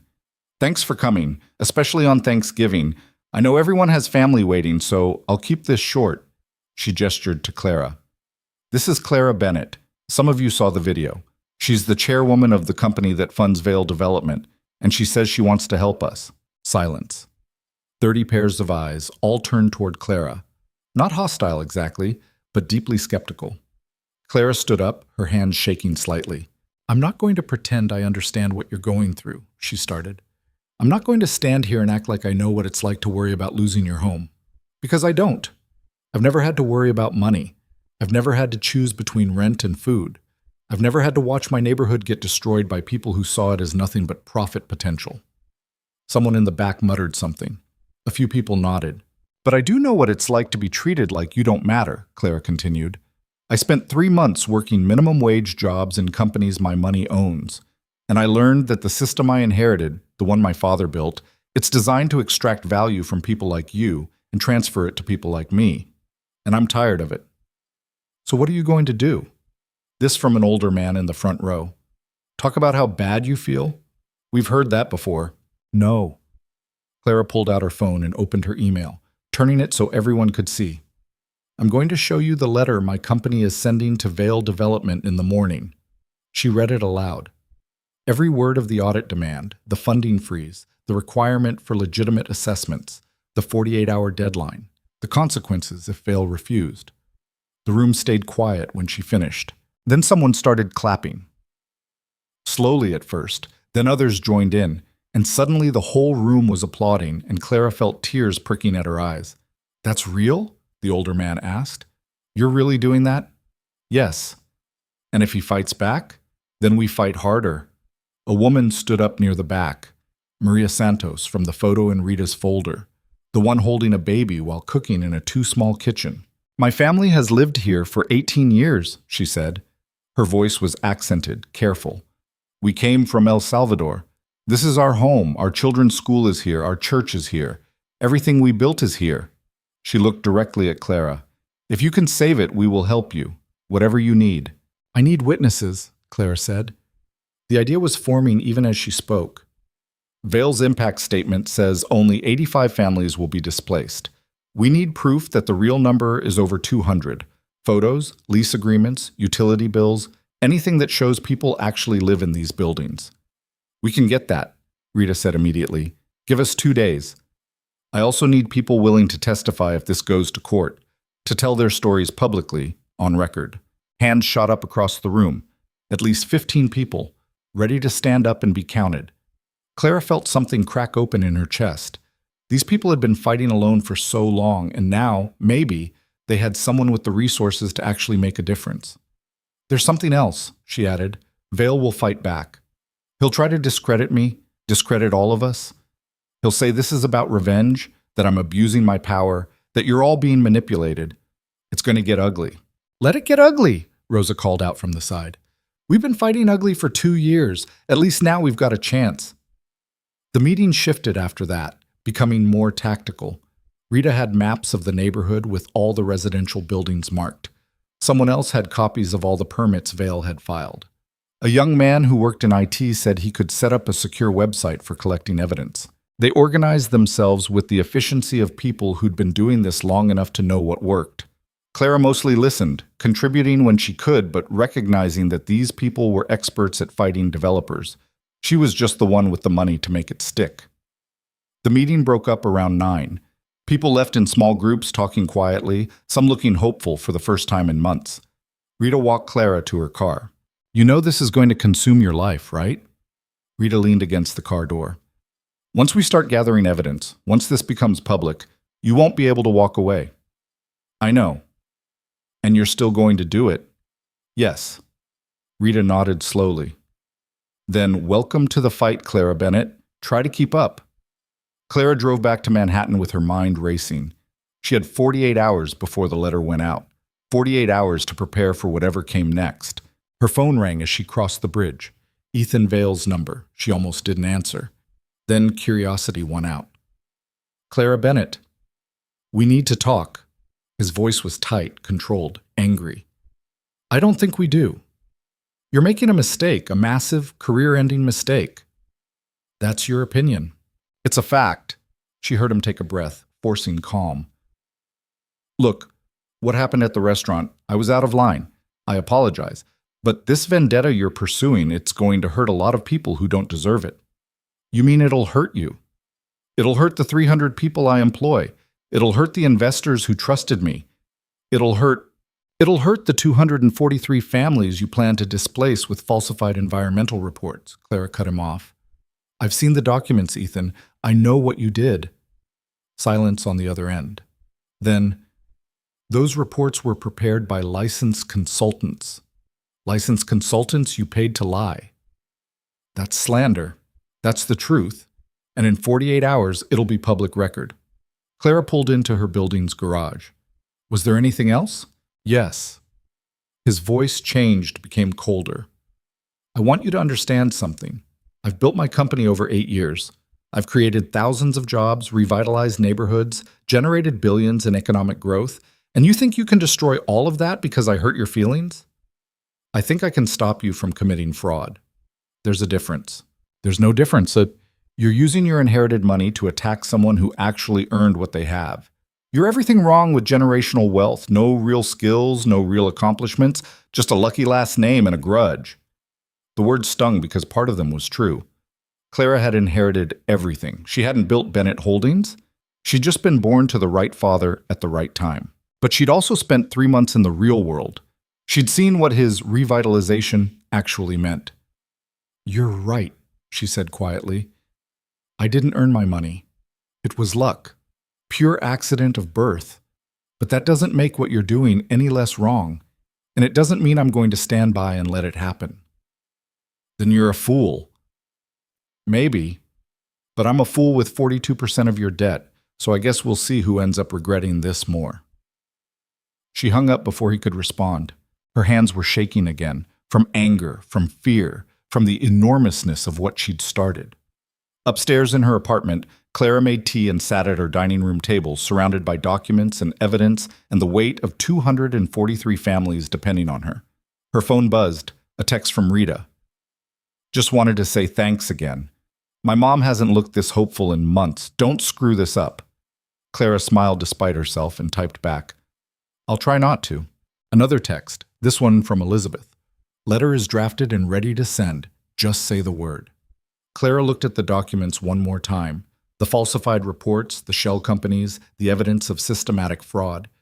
She thought about Maria Santos and her too small kitchen, about James Wilson and his 53 years in the same apartment, about Rose's cafe and paint-stained hands and sleeping babies in carriers. She thought about Ethan Vale calling her nothing. Then she typed back to Elizabeth, "Send it." The letter went out at midnight. Formal legal notice from Bennett Holdings to Vale Development Group, outlining allegations of fraud and demanding a comprehensive response within 48 hours. Clara didn't sleep that night. She sat at her window watching the city lights and wondering if she'd just made the biggest mistake of her life or the first real decision that mattered. At 7 in the morning, her phone started ringing. The first call was from Morrison and Wells, Vale's lawyers, threatening litigation. The second was from a reporter at the Times who'd somehow gotten her personal number. The third was from Walter Chen. "Have you seen the news?" he asked without preamble. "No? Why?" Turn on CNBC. Clara found the remote and switched on her TV. The business channel was running a segment about Bennett Holdings' letter to Vail Development. They had legal experts debating fraud charges. They had real estate analysts predicting market impact. They had a photo of Clara from the restaurant video with the caption, "Billionaire heiress declares war." "It's everywhere," Walter said. "Every business channel, every financial website. You've made this the biggest story in real estate." Is that good or bad? Honestly, I don't know yet. He paused. But you can't back down now. The whole world is watching. Clara watched the TV analysts debate her motives and competence and chances of success.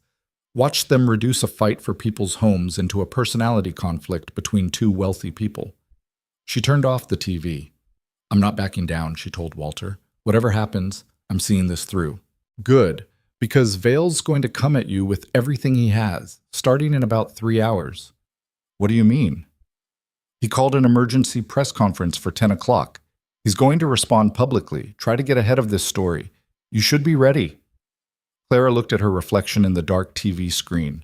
She looked exhausted, unprepared, way too young to be fighting a battle this big. "Then I'll be ready," she said. She spent the next 2 hours getting ready. Not physically. That took 20 minutes to shower and dress, an attempt to look like someone who had their life together. The rest of the time she spent preparing mentally for whatever Ethan Vail was about to throw at her. At 9:30, Elizabeth called. "Vail's press conference is live streaming. I'm sending you the link." Clara opened it on her laptop. Ethan stood at a podium in what looked like his corporate headquarters, surrounded by employees and lawyers. He looked calm, professional, every inch the successful CEO. "Thank you all for coming," he began. "I want to address the allegations that have been made against Vail Development Group.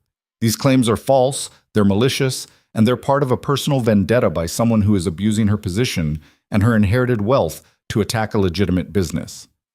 Clara watched him speak, watched him pivot from denial to counterattack with practiced ease. Clara Bennett spent 3 months working undercover in various businesses, including a restaurant where I happened to have dinner.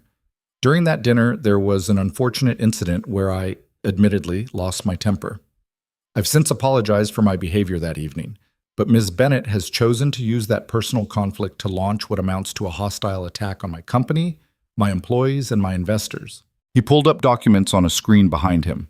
Reports, permits, signed certifications.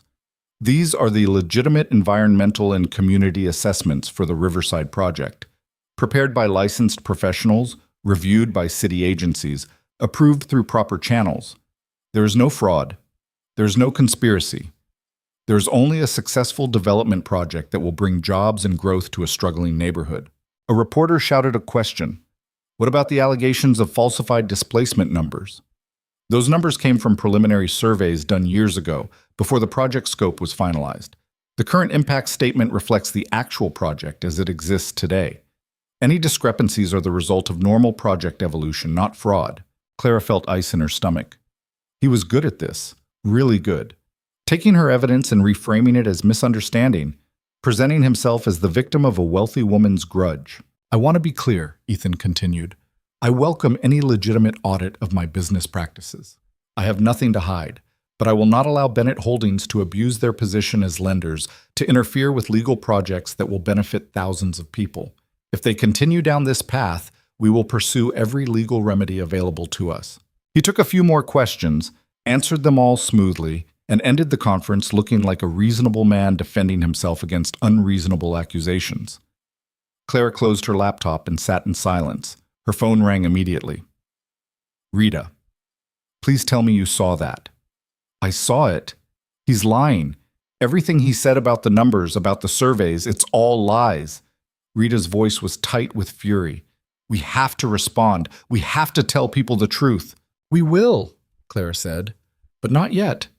Let him think he's won. Let him feel safe. Then we hit him with everything." "How long?" Clara thought about the evidence they were still gathering, the witnesses they needed to prepare, the legal strategy that was still coming together. 3 days, she said. "Give me 3 days to build an airtight case. Then we go public with everything." She hung up and immediately called Rebecca Stein. "I need you to accelerate the audit. Everything you can find as fast as you can find it. I don't care what it costs." Already on it, Rebecca said. But Clara, you should know, Vale's fighting back hard. He's blocking access to records, claiming attorney-client privilege on documents we need, generally throwing up every obstacle possible. Can you get around it? Eventually, but it'll take time. We don't have time. Clara stood up, pacing her apartment. He just went on TV and called me a vindictive rich girl with a grudge. Every hour we delay, that narrative gets stronger. Then maybe you need to change the narrative. Clara stopped pacing. What do you mean? You're letting him control the story. He's positioning this as Bennett Holdings versus Vale Development, two corporations fighting over money. What if you reframe it? Make it about the people, not the companies. Clara thought about the community meeting, about Maria and James and Rosa and Rita, about 30 people raising their hands, ready to testify. I need to make some calls, she said. She spent the rest of the day reaching out to journalists she trusted. Not the business reporters covering this as a corporate story, but the local reporters who covered communities and neighborhoods and the human cost of development. By evening, she had 3 of them lined up to visit Riverside, to meet the families, see the neighborhood, hear the stories that Vale's press conference had completely erased. At 7 o'clock, Clara got in her car and drove back to Brooklyn one more time. Rita was waiting outside Rosa's cafe. We've got the evidence you asked for, she said. Lease agreements, utility bills, photos. Proof that 243 families live in those buildings, not 85. Good, because we're going to need it. They went inside where Rosa had coffee waiting and a table covered in documents. For the next 3 hours, Clara and Rita organized everything into a timeline, before and after. What Vale claimed versus what actually existed. The truth, laid out in black and white, and the faces of people who'd been living their lives until a billionaire decided their neighborhood was worth more empty than full. Around 10 o'clock, Maria Santos stopped by with her 2 kids. I heard you needed witnesses, she said. People willing to tell their stories. I want to do it. It'll be public, Clara warned. Your name, your face, everything about your life. Vale's lawyers will try to discredit you. Let them try. Maria's jaw was set. My children deserve to grow up in their home. If I have to fight for that, I will. By midnight, they had 15 families ready to testify. 15 stories of lives built over years and decades, now threatened by a man who saw them as obstacles to profit. Clara drove home as the city slept, knowing that in 48 hours, the real war would begin. And this time, she wouldn't be fighting alone. The 48 hours expired at midnight on Sunday. Clara was awake when it happened, sitting in her office at Bennett Holdings headquarters with Rebecca Stein and a team of lawyers who looked like they'd been living on coffee and spite for 3 days straight. Still no response from Vale, Rebecca said, checking her phone for the dozenth time. Radio silence. He's stalling. James Chen paced near the window, his usual calm frayed around the edges. Hoping we'll back down or lose momentum. We're not backing down. Clara looked at the evidence spread across the conference table. 3 days of work condensed into a prosecution-ready case. Send the full audit demand to Meridian Capital. If Vale won't respond to us, maybe he'll respond to his creditors. Elizabeth appeared in the doorway looking exhausted. The journalists are ready. They've toured Riverside, interviewed families, documented everything. The Times is running their story tomorrow morning. Brooklyn Voice and The Post are publishing online tonight. What about the families? Are they prepared for what's coming? Rita's been coaching them. They know Vale's people will try to tear them apart. Elizabeth's expression was grim. Maria Santos told me she's been getting threatening phone calls. Someone called her house at 2 a.m, told her to keep her mouth shut. Clara's hands curled into fists. Did she report it? Oh, to who? The police? Elizabeth's laugh was bitter. Clara, these people don't trust the police. Half of them are undocumented or have family members who are. They're terrified, but they're doing it anyway. The weight of that settled over the room. 15 families putting everything on the line because Clara had promised she could protect them. She couldn't fail them. What time is the board meeting? She asked. 9 a.m., Vale Development's board, not ours. Rebecca pulled up a document on her laptop. Meridian Capital called an emergency session. They're voting on whether to freeze Vale's credit lines pending the audit. Will they do it?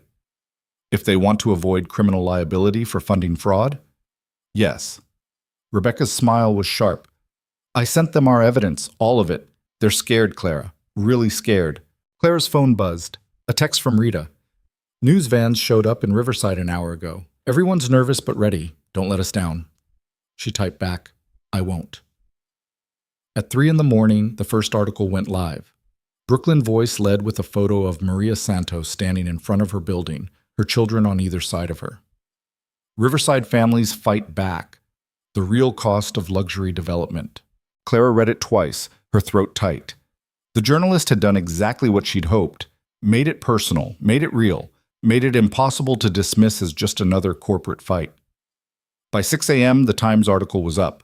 More measured, more analytical, but equally damning. They'd found discrepancies in 3 other veiled projects, patterns of falsified reports, and disappeared communities. Clara's phone started ringing before 7.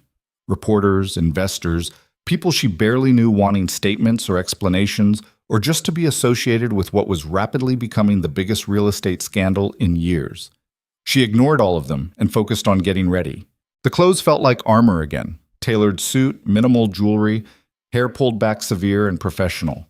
She looked at herself in the mirror and barely recognized the woman staring back. 4 days ago, she'd been a waitress in a stained uniform. Now she was about to walk into a corporate headquarters and potentially destroy a $3 billion company. Elizabeth met her in the lobby at 8:30. Meridian Capital's building, 42nd floor. The board meeting starts in 30 minutes. Is Vail going to be there? According to his lawyer, yes. He's planning to defend himself personally. Elizabeth handed Clara a tablet. These are the talking points Rebecca prepared. Stick to them. Don't get emotional. Don't get personal. Just present the facts. Clara took the tablet but didn't look at it. She'd spent 3 days living in these facts. She didn't need talking points. The car ride to Midtown was silent. Clara watched the city scroll past. Early morning workers heading to their jobs, street vendors setting up, the whole complex machinery of 8 million lives intersecting and diverging and somehow keeping the whole thing running.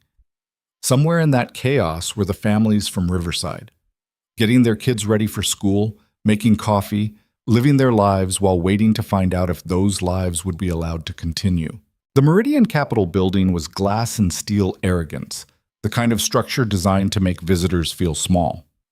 Clara had been in 100 buildings like it. She walked through the lobby with her head high and her expression calm, even though her heart was trying to break out of her chest. Rebecca was waiting by the elevators. Vail's already upstairs, brought his entire legal team and half his executive staff. She handed Clara a folder. Updated evidence. We found 2 more shell companies this morning, both tied to fake consulting firms. How many does that make? 7. All created within 6 months of each project, all dissolved within a year. It's a pattern, Clara. Clear, documented, prosecutable. They rode the elevator in silence. Clara could feel the tension radiating off Rebecca, the coiled energy of a lawyer about to go to war. The 42nd floor was all corporate minimalism and expensive art. A receptionist directed them to the main conference room, where Meridian Capital's board was already assembled. 12 people sat around a massive table. Clara recognized most of them. The kind of investors who moved billions with a signature and slept fine at night regardless of the consequences. And at the far end of the table, flanked by lawyers, sat Ethan Vail. He looked different than he had at the restaurant. Older, somehow, the silver in his hair more pronounced. His suit was immaculate, his expression controlled, but Clara could see the strain around his eyes. Good. Let him be worried. Ms. Bennett. The speaker was Harrison Wolfe, Meridian's CEO. 60 years old, ruthless, and currently very interested in not going to prison. Thank you for joining us. Thank you for calling this meeting. Yes, well, your evidence was quite compelling. He gestured to a chair. Please, sit. Mr. Vail was just explaining his position. Clara sat across from Ethan. Their eyes met for the first time since the restaurant, and she saw the fury there, carefully banked but burning bright. As I was saying, Ethan continued, his voice steady, these allegations are based on misunderstandings and misrepresentations. Ms. Bennett has taken preliminary documents out of context and constructed a narrative that doesn't reflect reality. The reality, Clara said quietly, is that your impact statements claim 85 families will be displaced when the actual number is 243. That's not a misunderstanding. That's fraud. It's project evolution. The scope changed over time. The scope didn't change. The lies did. Clara opened her folder and pulled out the comparative documents. This is your preliminary survey from Northfield Environmental, 243 residential units, and this is your final assessment from Apex Environmental, 85 units. Apex didn't exist until 6 months after the preliminary survey. It shares an office address with 3 other firms that exclusively work for you. It was created specifically to produce fake numbers. She slid the documents across the table. The board members leaned forward, studying them with the intensity of people realizing they might be accessories to a crime. And before you claim Apex is a legitimate firm, Clara continued, we've documented the money trail. You paid Northfield $50,000 for the real survey. Then you paid them $200,000 in consulting fees to go away. 1 month later, they dissolved their company. Ethan's jaw tightened. That payment was for additional services. What services? They never worked for you again. They took your money and disappeared. Clara pulled out more documents. And this is just Riverside. We found the same pattern in 3 other projects. Shell companies, falsified reports, communities erased on paper so they could be erased in reality. The room was very quiet. Harrison Wolf cleared his throat. Mr. Vale, these are serious allegations. Do you have documentation to refute them? I have the approved permits, the certified reports, the legal authorizations. Based on fraudulent data, Rebecca cut in. She'd been silent until now, but her voice carried the weight of someone who'd prosecuted white-collar criminals for a living. Mr. Vale, I've reviewed every document related to your projects. The fraud isn't subtle. It's systematic, deliberate, and absolutely prosecutable. One of the board members spoke up. If this goes to the DA, Meridian Capital could face criminal liability for funding these projects. Which is why, Harrison said heavily, we need to determine our exposure and take appropriate action. Ethan stood up abruptly. You're not seriously considering this. Bennett Holdings is using their position as lenders to interfere with legitimate business because Clara Bennett has a personal grudge. This isn't personal, Clara said. Isn't it? He turned on her, and for a moment the controlled CEO mask slipped. You humiliated me in public, made me a laughingstock, and now you're using your inheritance to destroy what I built with my own hands. You destroyed what you built the moment you decided fraud was an acceptable business practice. I provided jobs, created value, improved neighborhoods. You displaced families, you lied to regulatory agencies, you broke the law. Clara stood to face him. And you did it because you thought no one would notice, because people like Maria Santos and James Wilson don't matter to people like you. Don't lecture me about what matters. Ethan's voice rose. You've never built anything. You've never risked anything. You inherited billions from your father, and now you're playing activist because it makes you feel important. You're right. I inherited everything. I didn't earn it. I didn't deserve it. I just got lucky. Clara's voice stayed level. But that doesn't make what you did any less wrong, and it doesn't mean I'm going to let you keep doing it. Enough. Harrison stood up, his voice cutting through the tension. This isn't productive. Mr. Vale, you have a choice. Submit to a full independent audit of all your projects, or Meridian Capital will immediately freeze your credit lines and call in your debt. Ethan's face went pale. You can't do that. We have contracts, with fraud clauses, which your alleged activities appear to have triggered. Harrison's expression was stone. We're protecting our interests, Mr. Vale. Nothing personal. The irony wasn't lost on anyone in the room. Ethan looked around the table, seeing his support crumbling in real time. These people didn't care about him or his projects or his carefully built empire. They cared about protecting themselves. How long do I have? To decide? Right now.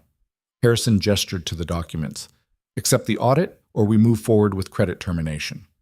Clara watched Ethan calculating, saw him running through options, looking for the angle that would save him, but there wasn't one. She'd made sure of that. Fine, he said finally. I'll submit to the audit, but I want it on record that this is coercion, and Bennett Holdings is abusing their position. Noted. Harrison cut him off. You'll receive the formal audit requirements by end of business today. Full cooperation is mandatory. Any obstruction will result in immediate credit termination. The meeting broke up quickly after that. Board members filed out, already on their phones with lawyers and publicists. Ethan left with his legal team, his back rigid with fury.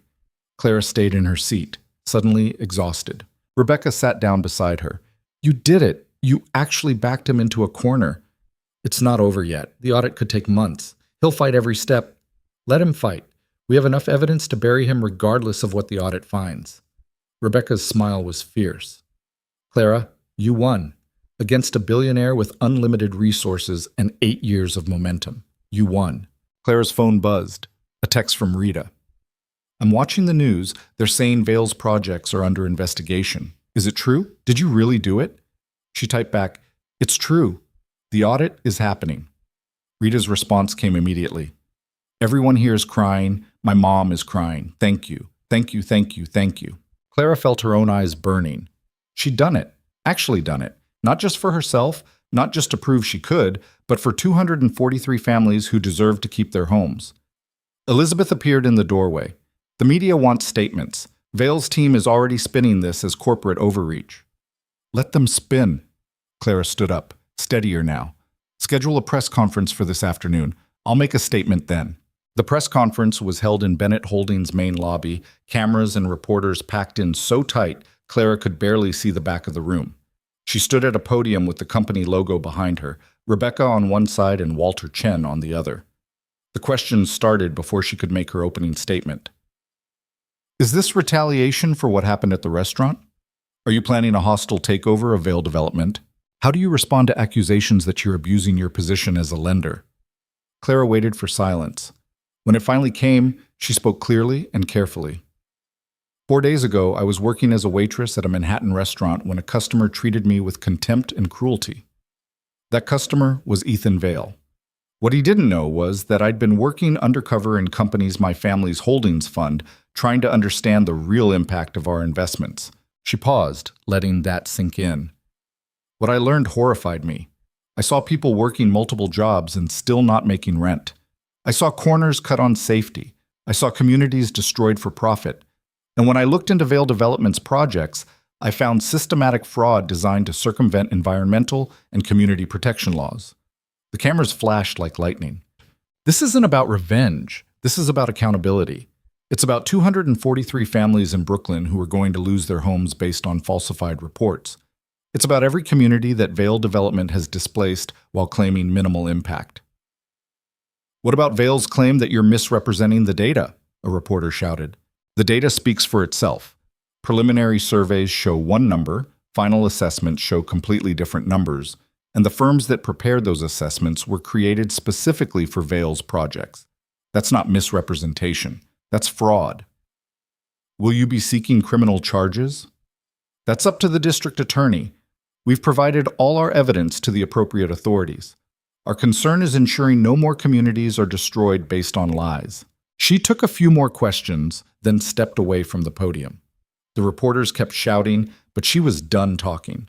Upstairs in her office, Clara collapsed into her chair and let herself feel the full weight of what she'd just done.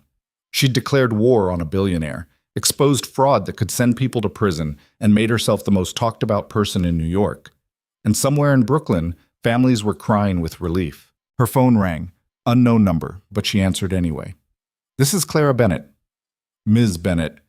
The voice was female, professional, careful. My name is Sarah Chen. I'm an assistant district attorney.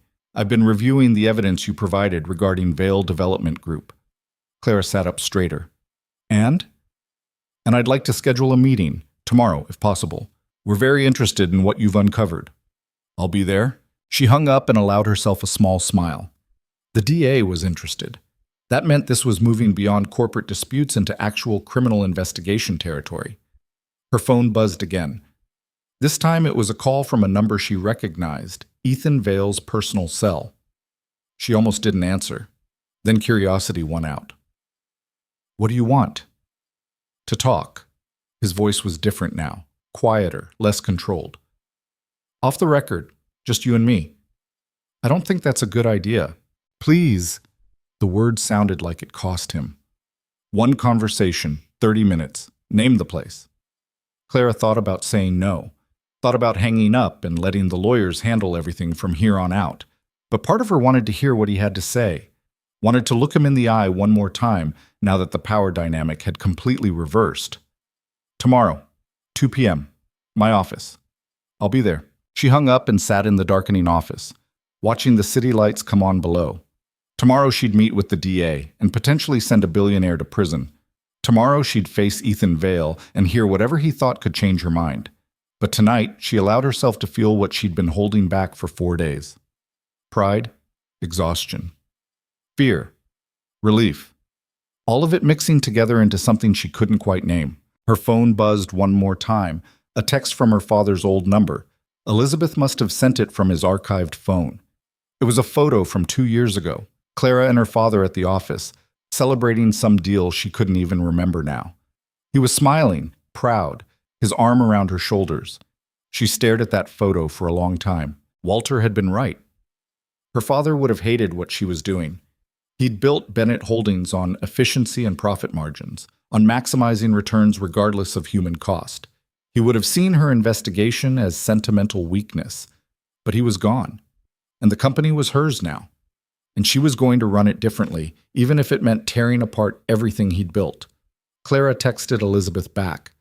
"Delete that photo. I don't need it anymore." Then she turned off her phone, locked her office, and went home to prepare for whatever came next. The meeting with the DA happened in a nondescript government building in Lower Manhattan, all fluorescent lights and worn furniture and the particular smell of overworked bureaucracy. Sarah Chen was younger than Clara expected, maybe 35, with sharp eyes and the manner of someone who'd prosecuted enough criminals to stop being impressed by money. "Thank you for coming," she said, gesturing Clara to a chair across from a desk buried in files. "I've reviewed your evidence. It's comprehensive. Is it enough?" "For an investigation, absolutely.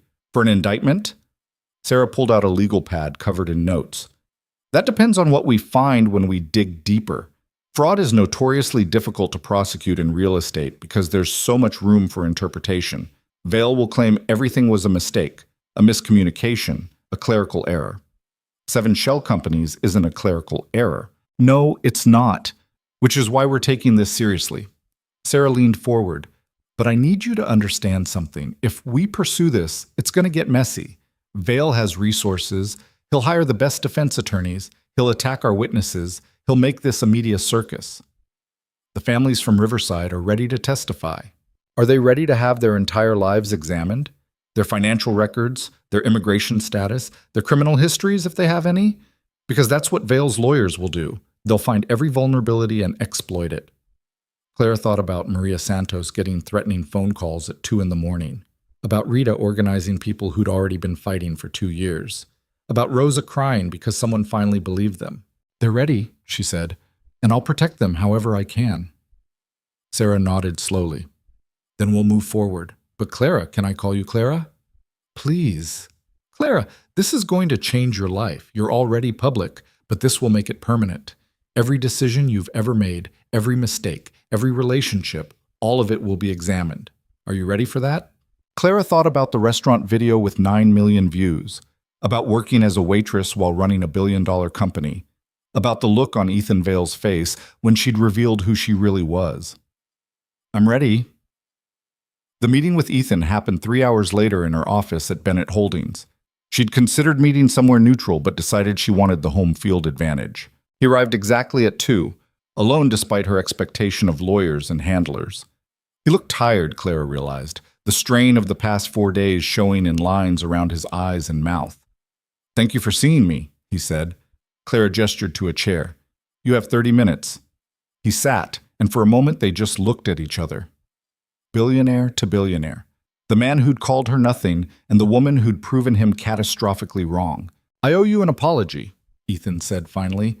"A real one, not the corporate version my lawyers drafted. What I said at the restaurant, it was cruel and unfair, and I'm sorry." "Okay. Just okay?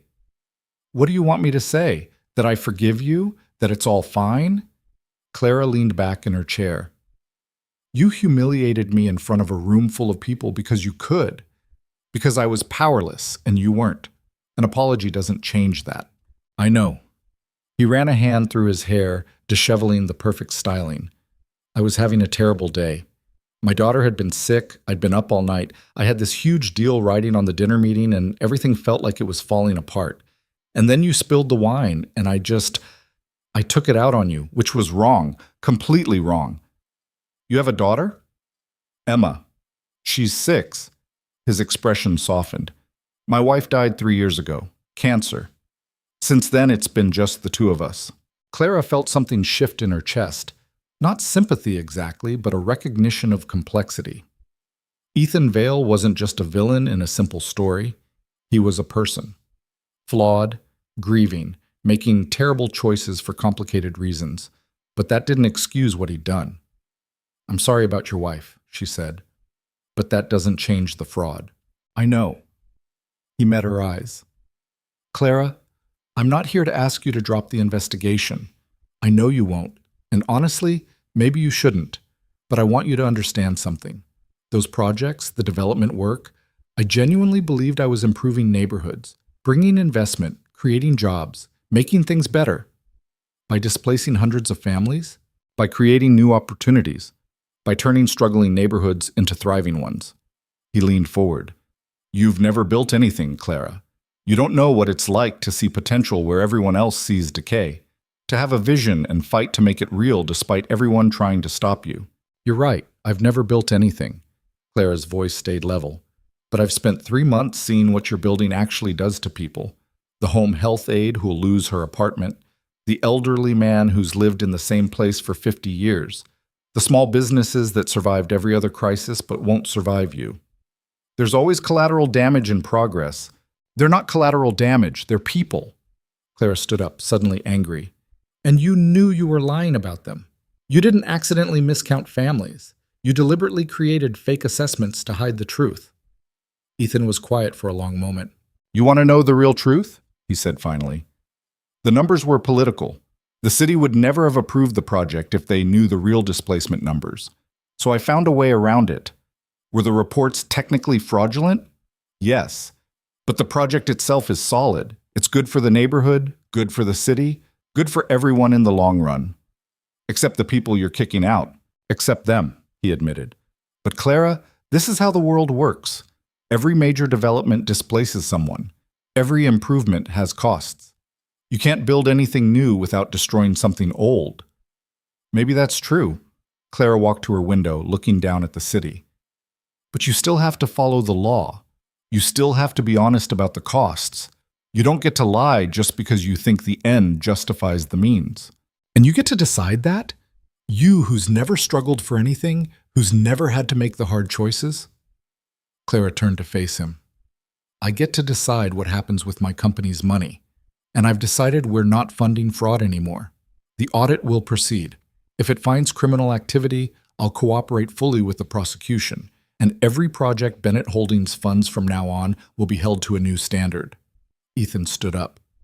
Then I guess we're done here. I guess we are. He walked to the door, then paused. For what it's worth, I meant what I said at the restaurant. You were nothing to me that night, just another anonymous worker in a city full of them. I know. But you were wrong about one thing. He looked back at her. I don't work for you, not really, because at the end of all this, I'll still have my skills, my vision, my ability to build. You'll just have your father's money and the satisfaction of tearing someone else down. The door closed behind him. Clara stood alone in her office, Ethan's words echoing in the silence. He was right, in a way. She hadn't built Bennett Holdings. She'd just inherited it, and was now using that inherited power to destroy what someone else had built. But she'd also seen what that building had cost. The lives disrupted, the communities destroyed, the casual cruelty enabled by the belief that some people mattered more than others. Her phone buzzed, a text from Rita. News is saying the DA opened an official investigation. Everyone in Riverside is celebrating. Thank you for giving us hope. Clara looked at that message for a long time. Then she texted back, Thank you for reminding me why this matters. She turned back to her window, watching the city in all its complicated, messy, beautiful chaos. 8 million stories, 8 million struggles, 8 million people trying to build lives in a system that seemed designed to crush most of them. She couldn't fix it all, couldn't undo the damage her father's money had caused over decades, couldn't save every family or stop every developer or correct every injustice. But she could do this one thing, fight this one fight. Stand with these specific people against this specific wrong. And maybe that was enough. Her phone rang. Elizabeth. The audit team is ready to start Monday. Vale's lawyers are already filing objections, but Meridian Capital is holding firm. This is really happening. Good. Also, someone leaked the full evidence file to the press. Every document, every shell company, all of it. It's everywhere. Clara smiled slightly. Did they? Clara, did you? I have no idea what you're talking about. She hung up and allowed herself a moment of satisfaction. The evidence was public now. Even if the legal process took years, even if Vale somehow avoided criminal charges, everyone would know the truth. That was worth something. Her father's photo stared at her from a frame on her desk. One she'd kept despite deleting the one from her phone. He looked proud in it, successful, like a man who'd conquered the world through sheer force of will. Clara picked up the frame and put it in a drawer. Tomorrow she'd start rebuilding Bennett Holdings into something different, something better. Something that measured success not just in profit margins, but in lives improved rather than destroyed. Tonight, she was just going to sit here and feel the weight of what she'd done. She'd called a billionaire on his lies, exposed fraud that threatened hundreds of families, started a war that might end with criminal prosecutions and ruined empires. And she'd do it all again tomorrow if she had to. Because Ethan Vale had been wrong about one thing, she wasn't nothing, not anymore. The audit took 6 weeks. 6 weeks of forensic accountants crawling through every transaction Vale Development had made in 8 years. 6 weeks of lawyers deposing employees who'd watched fraud happen and said nothing. 6 weeks of media coverage that turned Ethan Vale from real estate genius into cautionary tale about unchecked ambition. Clara watched it unfold from her office, managing Bennett Holdings while simultaneously becoming the face of corporate accountability. Magazine profiles, speaking invitations, requests to serve on ethics boards and reform committees. She turned down most of it. This wasn't about building her own brand. It was about fixing what her father's money had broken. The DA's office called on a Wednesday morning in early January. Sarah Chen's voice was professionally neutral, which somehow made the words hit harder. We're filing charges. Securities fraud, wire fraud, conspiracy to defraud regulatory agencies. 8 counts total. Clara sat down slowly. Against Vale personally. Against him and 3 of his executives. The evidence is overwhelming. Shell companies, falsified documents, witness testimony from employees who were pressured to lie. We're also pursuing civil charges for restitution to displaced families. What's the timeline? Arraignment next week. Trial probably won't start for 6 months, but we're confident about our case. Sarah paused. You should know, Vale's lawyer called this morning. They want to negotiate a plea. Clara's hand tightened on the phone. What are they offering? Guilty plea on the fraud charges in exchange for a recommendation of reduced sentencing. He'd lose his license to operate in New York, pay substantial fines, probably serve 18 to 24 months. That's nothing. He destroyed lives and he gets 2 years? It's how the system works. Sarah's voice was understanding but firm. White-collar crime rarely gets the punishment it deserves. But Clara, this is still a win. He'll be a convicted felon. His company will be dissolved, and every family affected will be compensated. Clara closed her eyes. It wasn't justice, not really, but maybe it was enough. What do you need from me? Your approval. The families from Riverside are being consulted, but you're the primary complainant. If you want to push for trial instead of accepting the plea, no. Clara made the decision quickly. If the families are okay with it, I'm okay with it. Let's end this. She hung up and sat in silence, feeling the weight of it settle. Ethan Vale would go to prison. Not for long, but long enough. And his empire would crumble. She should have felt triumphant. Instead, she just felt tired. Her phone buzzed. Rita. Did you hear? They're filing charges. I just got off the phone with the DA. Everyone here is losing their minds. People are crying, Clara. We won. We actually won. Clara smiled despite her exhaustion. You won. I just had money. You had more than that. You had the guts to use it. Rita's voice softened. Mom wants to know if you'll come to dinner tonight.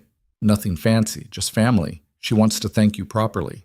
Clara thought about her empty penthouse, her evening of reviewing financial reports and eating takeout alone. I'd like that. Rosa's apartment was on the 3rd floor of a walk-up in Riverside, cramped and warm and filled with the smell of cooking sofrito. The walls were covered with photos spanning decades. Weddings, graduations, babies, all the accumulated evidence of a life lived in one place. Rita answered the door with a tired smile. Fair warning, there's like 20 people here. Mom invited half the building. The apartment was packed. Maria Santos was there with her kids. James Wilson sat in the corner telling stories to anyone who'd listen. People Clara recognized from the community meetings crowded around a table loaded with food. Rosa pulled her into a hug the moment she walked in. You came. Of course I came. Good, because I made enough food for an army and you're going to eat. Rosa guided her to the table, loading a plate with rice and beans and pernil that smelled like heaven. Clara ate surrounded by conversation in Spanish and English and laughter that came from relief rather than joy. These people had been fighting for so long. Now they could finally stop.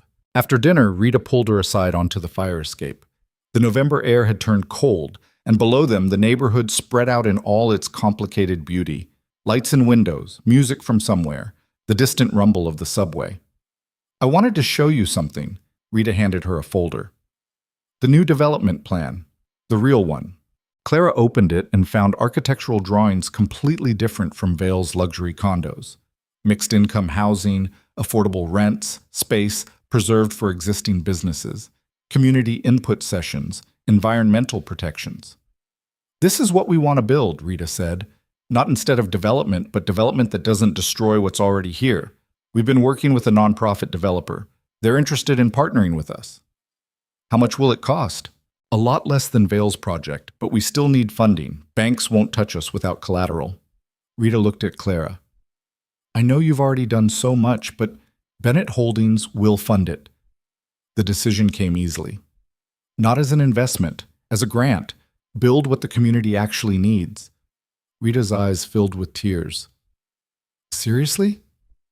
Seriously, send me the proposal and I'll get it approved. They stood on the fire escape in silence for a moment, watching the neighborhood that would now have a chance to survive. Can I ask you something? Rita said finally. Why did you really do all this? And don't give me the corporate responsibility answer, the real reason.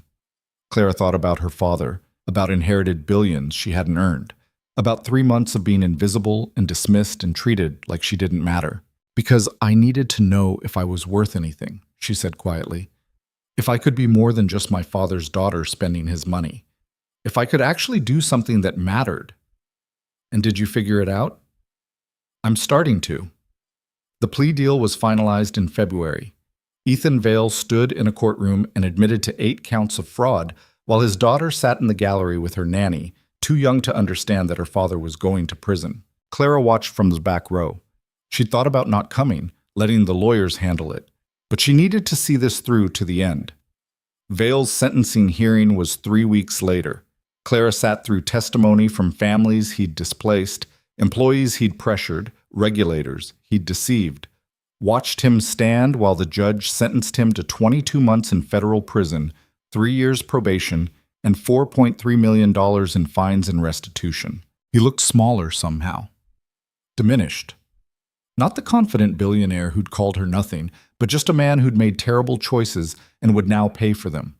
The judge asked if he had anything to say. Ethan turned and looked directly at Clara. I was wrong, he said simply. About everything. About cutting corners, about people not mattering, about thinking success justified any cost. He paused. Especially about you, Ms. Bennett. You were never nothing. I was just too arrogant to see it. Then he was led away, and Clara sat in the empty courtroom feeling something she couldn't quite name. Not satisfaction, not triumph. Just a quiet sense that maybe justice, however imperfect, had been served. Outside the courthouse, reporters were waiting.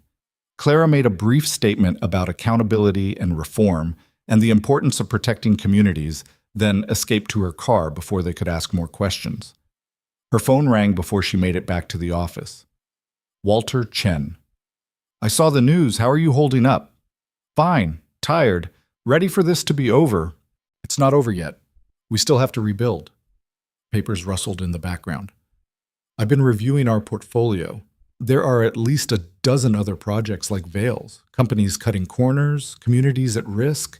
If we're serious about changing how Bennett Holdings operates, we are, Clara said firmly. I want a full review of every investment. If we find fraud or abuse, we divest immediately. And from now on, we only fund projects that have genuine community support. That's going to cost us a lot. I know. Your father would have fired me for even suggesting it. My father isn't here. Clara pulled into the parking garage. And I'm not him. Walter was quiet for a moment. No, you're not. You're better. The words hit harder than Clara expected. She sat in her parked car, phone pressed to her ear, and felt something release in her chest. Thank you, she managed. Don't thank me yet. We have a lot of work to do. The work consumed the next 6 months. Clara restructured Bennett Holdings from the ground up, implementing oversight systems that would have made her father furious. Community impact requirements, independent audits, whistleblower protections, a new mission statement that actually meant something beyond maximizing profit. Some investors left.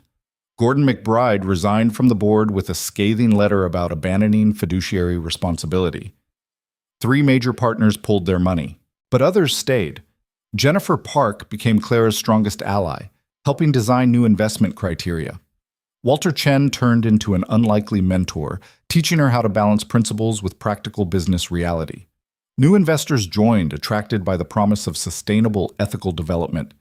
The company was smaller than it had been, less profitable in the short term, but it was becoming something Clara could actually be proud of. In June, she went back to Riverside for the groundbreaking ceremony of the new development project. The one built with community input, funded by Bennett Holdings grants, designed to improve the neighborhood without destroying it. Rita was there in a hard hat, grinning like she'd won the lottery. First building starts construction next month, she said, gesturing to the lot that had been empty for years. Mixed income, 60% affordable housing, preference for current residents. We did it, Clara. We actually did it. Maria Santos was there with her kids, who ran around the construction site while the adults watched nervously. Rosa had brought coffee and pastries, setting up an impromptu celebration on folding tables. James Wilson walked over to Clara, leaning heavily on his cane. I wanted to thank you, he said, for fighting when you didn't have to, for seeing us when most people just look through us. I'm just glad I could help. You did more than help. You showed people that someone with money and power can actually give a damn. He smiled. That's rarer than you think. The ceremony was simple. A few speeches, some photos, Rita turning the first shovel of dirt while everyone cheered. Nothing like the glossy presentations Vail had probably used to sell his luxury condos. But it was real. And it was right. And it was going to actually help people instead of displacing them. Clara stayed for hours, talking with families and watching kids play, and feeling like she'd finally found the answer to the question that had driven her into that first waitressing job 8 months ago. What could her money actually do? It could do this. Not fix everything, not solve systemic problems or end inequality or create some perfect world, but it could help these specific people in this specific neighborhood at this specific moment. And maybe that was enough. She drove back to Manhattan as the sun set, the city skyline emerging from the dusk like a promise or a threat, depending on your perspective. Clara had seen it from both angles now, the top-floor penthouses and the basement restaurant kitchens. The boardrooms where billions moved on handshakes and the apartments where families struggled to make rent. She understood now that the city contained both. That wealth and poverty existed side by side, sometimes in the same building. That the choices made by people like her had real consequences for people like Maria and Rosa and Rita. And she understood something else too. Something that had taken 8 months of waitressing and investigating and fighting to fully grasp. Power wasn't about money. It was about how you used it. Ethan Vail had power and used it to crush anyone who got in his way. Her father had power and used it to maximize profit regardless of human cost. They both thought strength meant never showing weakness, never admitting wrong, never caring about the people they stepped on climbing higher. But Clara had learned a different lesson.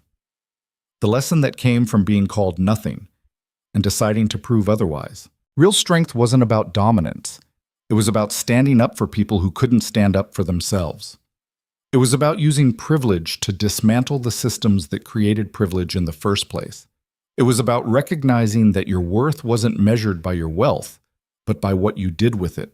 The restaurant video had 17 million views now. It popped up in Clara's social media feeds constantly, turned into memes and reaction GIFs and inspirational posts about standing up to bullies. She still couldn't watch it without cringing. The moment of confrontation, the public humiliation, her own voice saying those words that had changed everything. Then why do you work for me?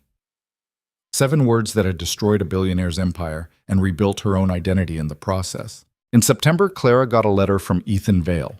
He was in minimum security prison in Pennsylvania, serving his sentence and apparently taking advantage of the mail privileges.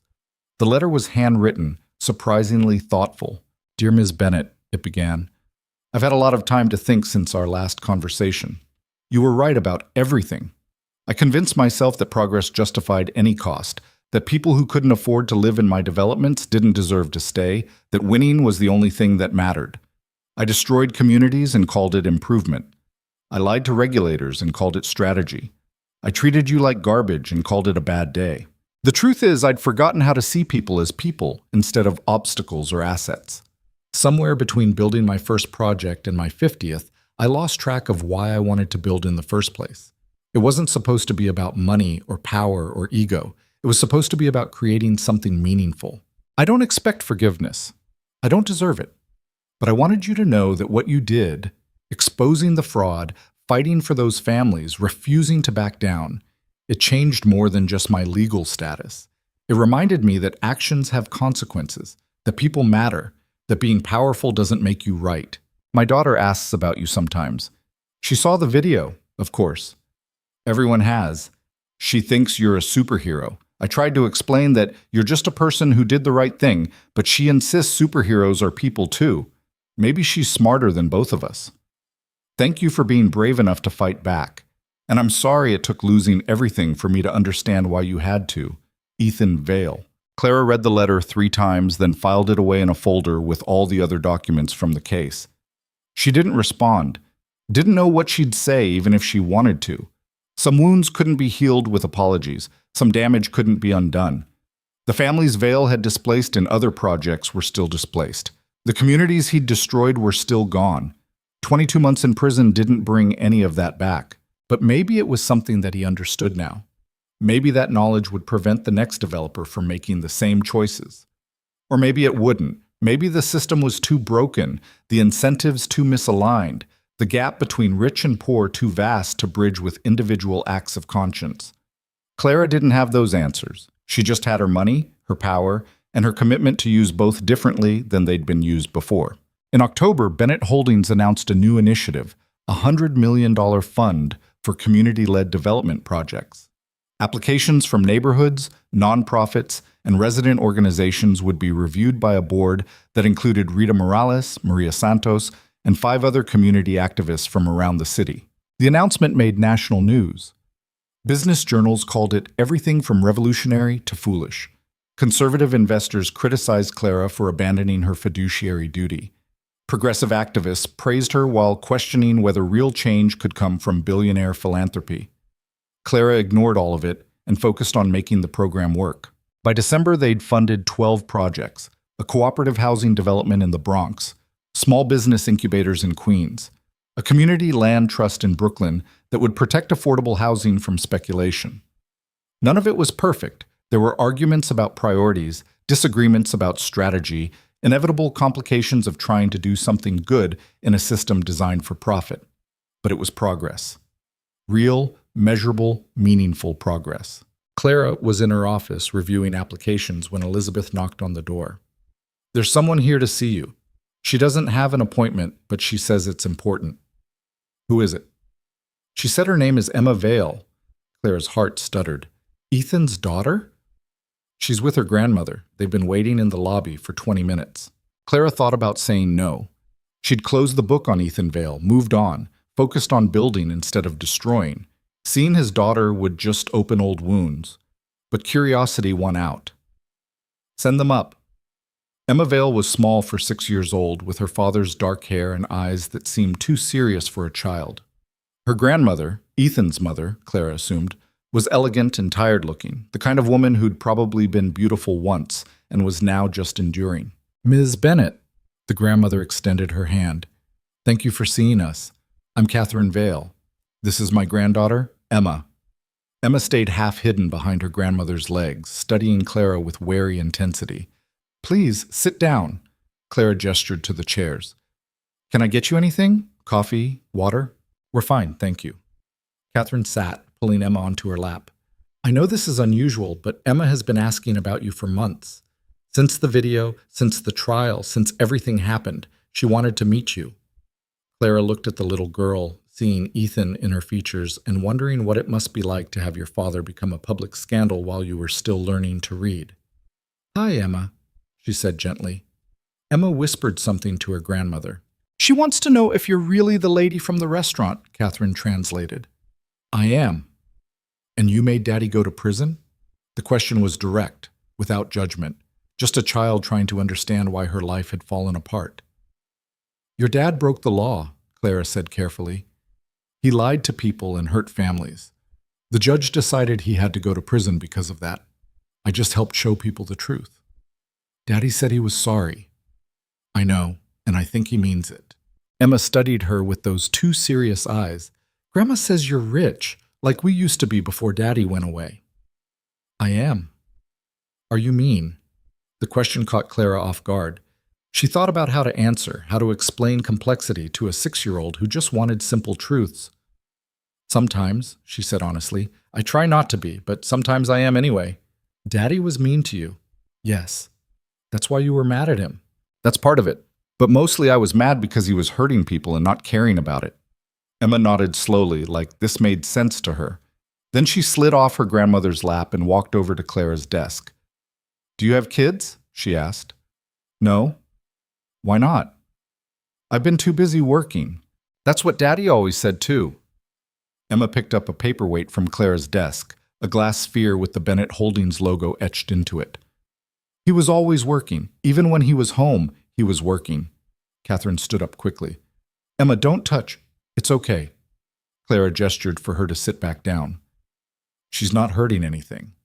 Emma turned the paperweight over in her small hands, watching the way light refracted through the glass. "I miss my daddy," she said quietly, "even though he did bad things. Is that okay?" Clara felt her throat tighten. "Of course it's okay. He's your dad. You're allowed to love him even when he makes mistakes." "Do you think he'll be better when he comes home?" The question was so hopeful, so desperate for reassurance, that Clara couldn't bring herself to offer anything less than honesty. "I don't know," she said, "but I think he wants to be, and that's a start." Emma set down the paperweight carefully and walked back to her grandmother. "Thank you for talking to me." "You're welcome." Catherine stood, gathering her purse and taking Emma's hand. "I apologize for the intrusion. I know you have no reason to care about our family after everything that's happened, but Emma's been having nightmares.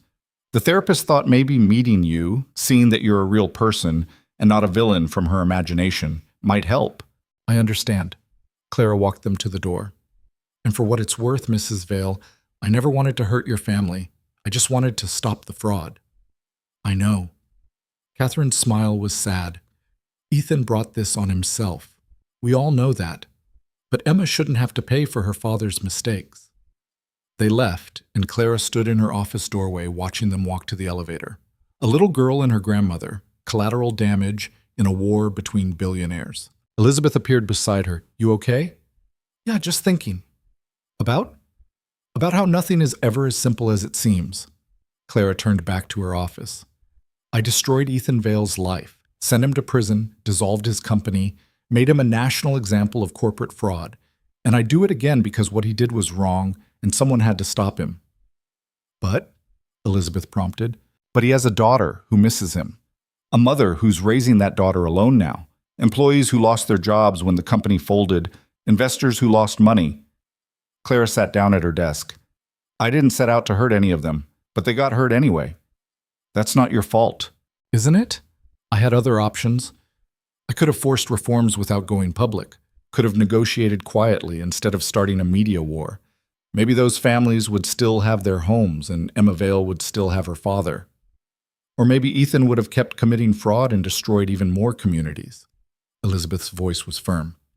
"You didn't make him lie, Clara. You just held him accountable for it. There's a difference." Clara knew she was right, but it didn't make the weight any lighter. That night, she couldn't sleep. She lay in her penthouse bed watching city lights reflect off the ceiling and thinking about choices and consequences and the impossibility of doing anything meaningful without causing some kind of harm. She thought about her father, who'd built an empire by maximizing profit regardless of cost. About Ethan Vale, who'd destroyed communities in the name of progress. About herself, trying to chart a different path and discovering that even good intentions created casualties.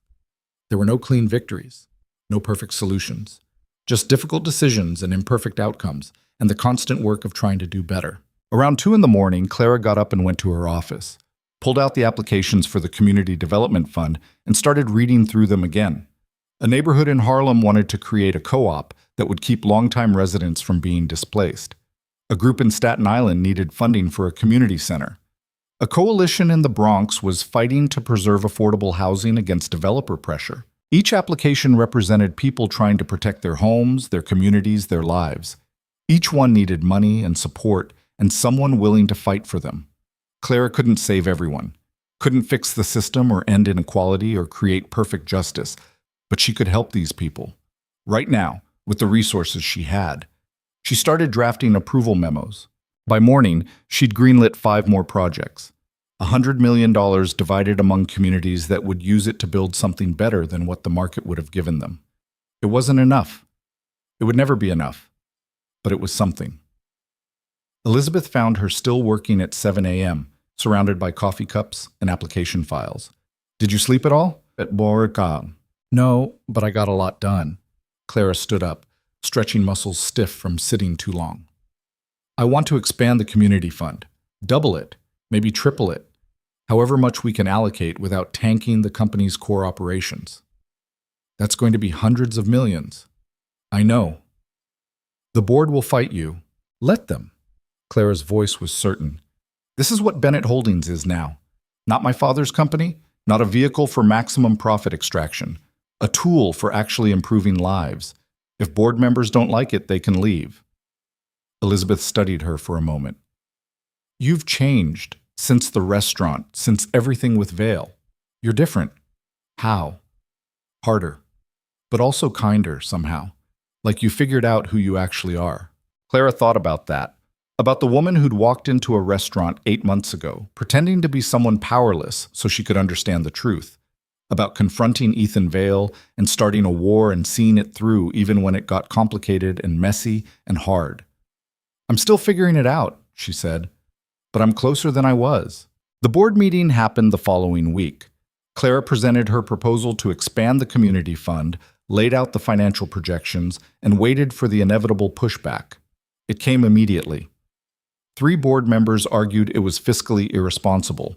2 said it exceeded Clara's authority as chairwoman. 1 threatened to resign. Clara listened to all of it, then stood up. My father built this company on the idea that profit was the only thing that mattered, that efficiency meant cutting costs wherever possible, regardless of human impact, that success was measured purely in dollars. She pulled up a slide showing Bennett Holdings' portfolio before her restructuring. Projects that had displaced thousands, cut corners on safety, squeezed employees for maximum output. This is what that philosophy created. Companies that treated people like resources to be extracted, communities that were destroyed for shareholder value, a system that made billionaires richer while everyone else struggled. Another slide. The Riverside Project, Vale's luxury condos that would never be built, and the community-led development that would rise in its place. This is what we're building instead, not because it's more profitable in the short term, because it's right, because we have a responsibility to use our resources to help rather than harm. She looked around the table, meeting each board member's eyes. If you disagree, if you think Bennett Holdings should go back to prioritizing profit over people, you're welcome to leave. I'll buy out your shares personally, but this is the direction we're going, with you or without you. The room was silent. Then Walter Chen started clapping.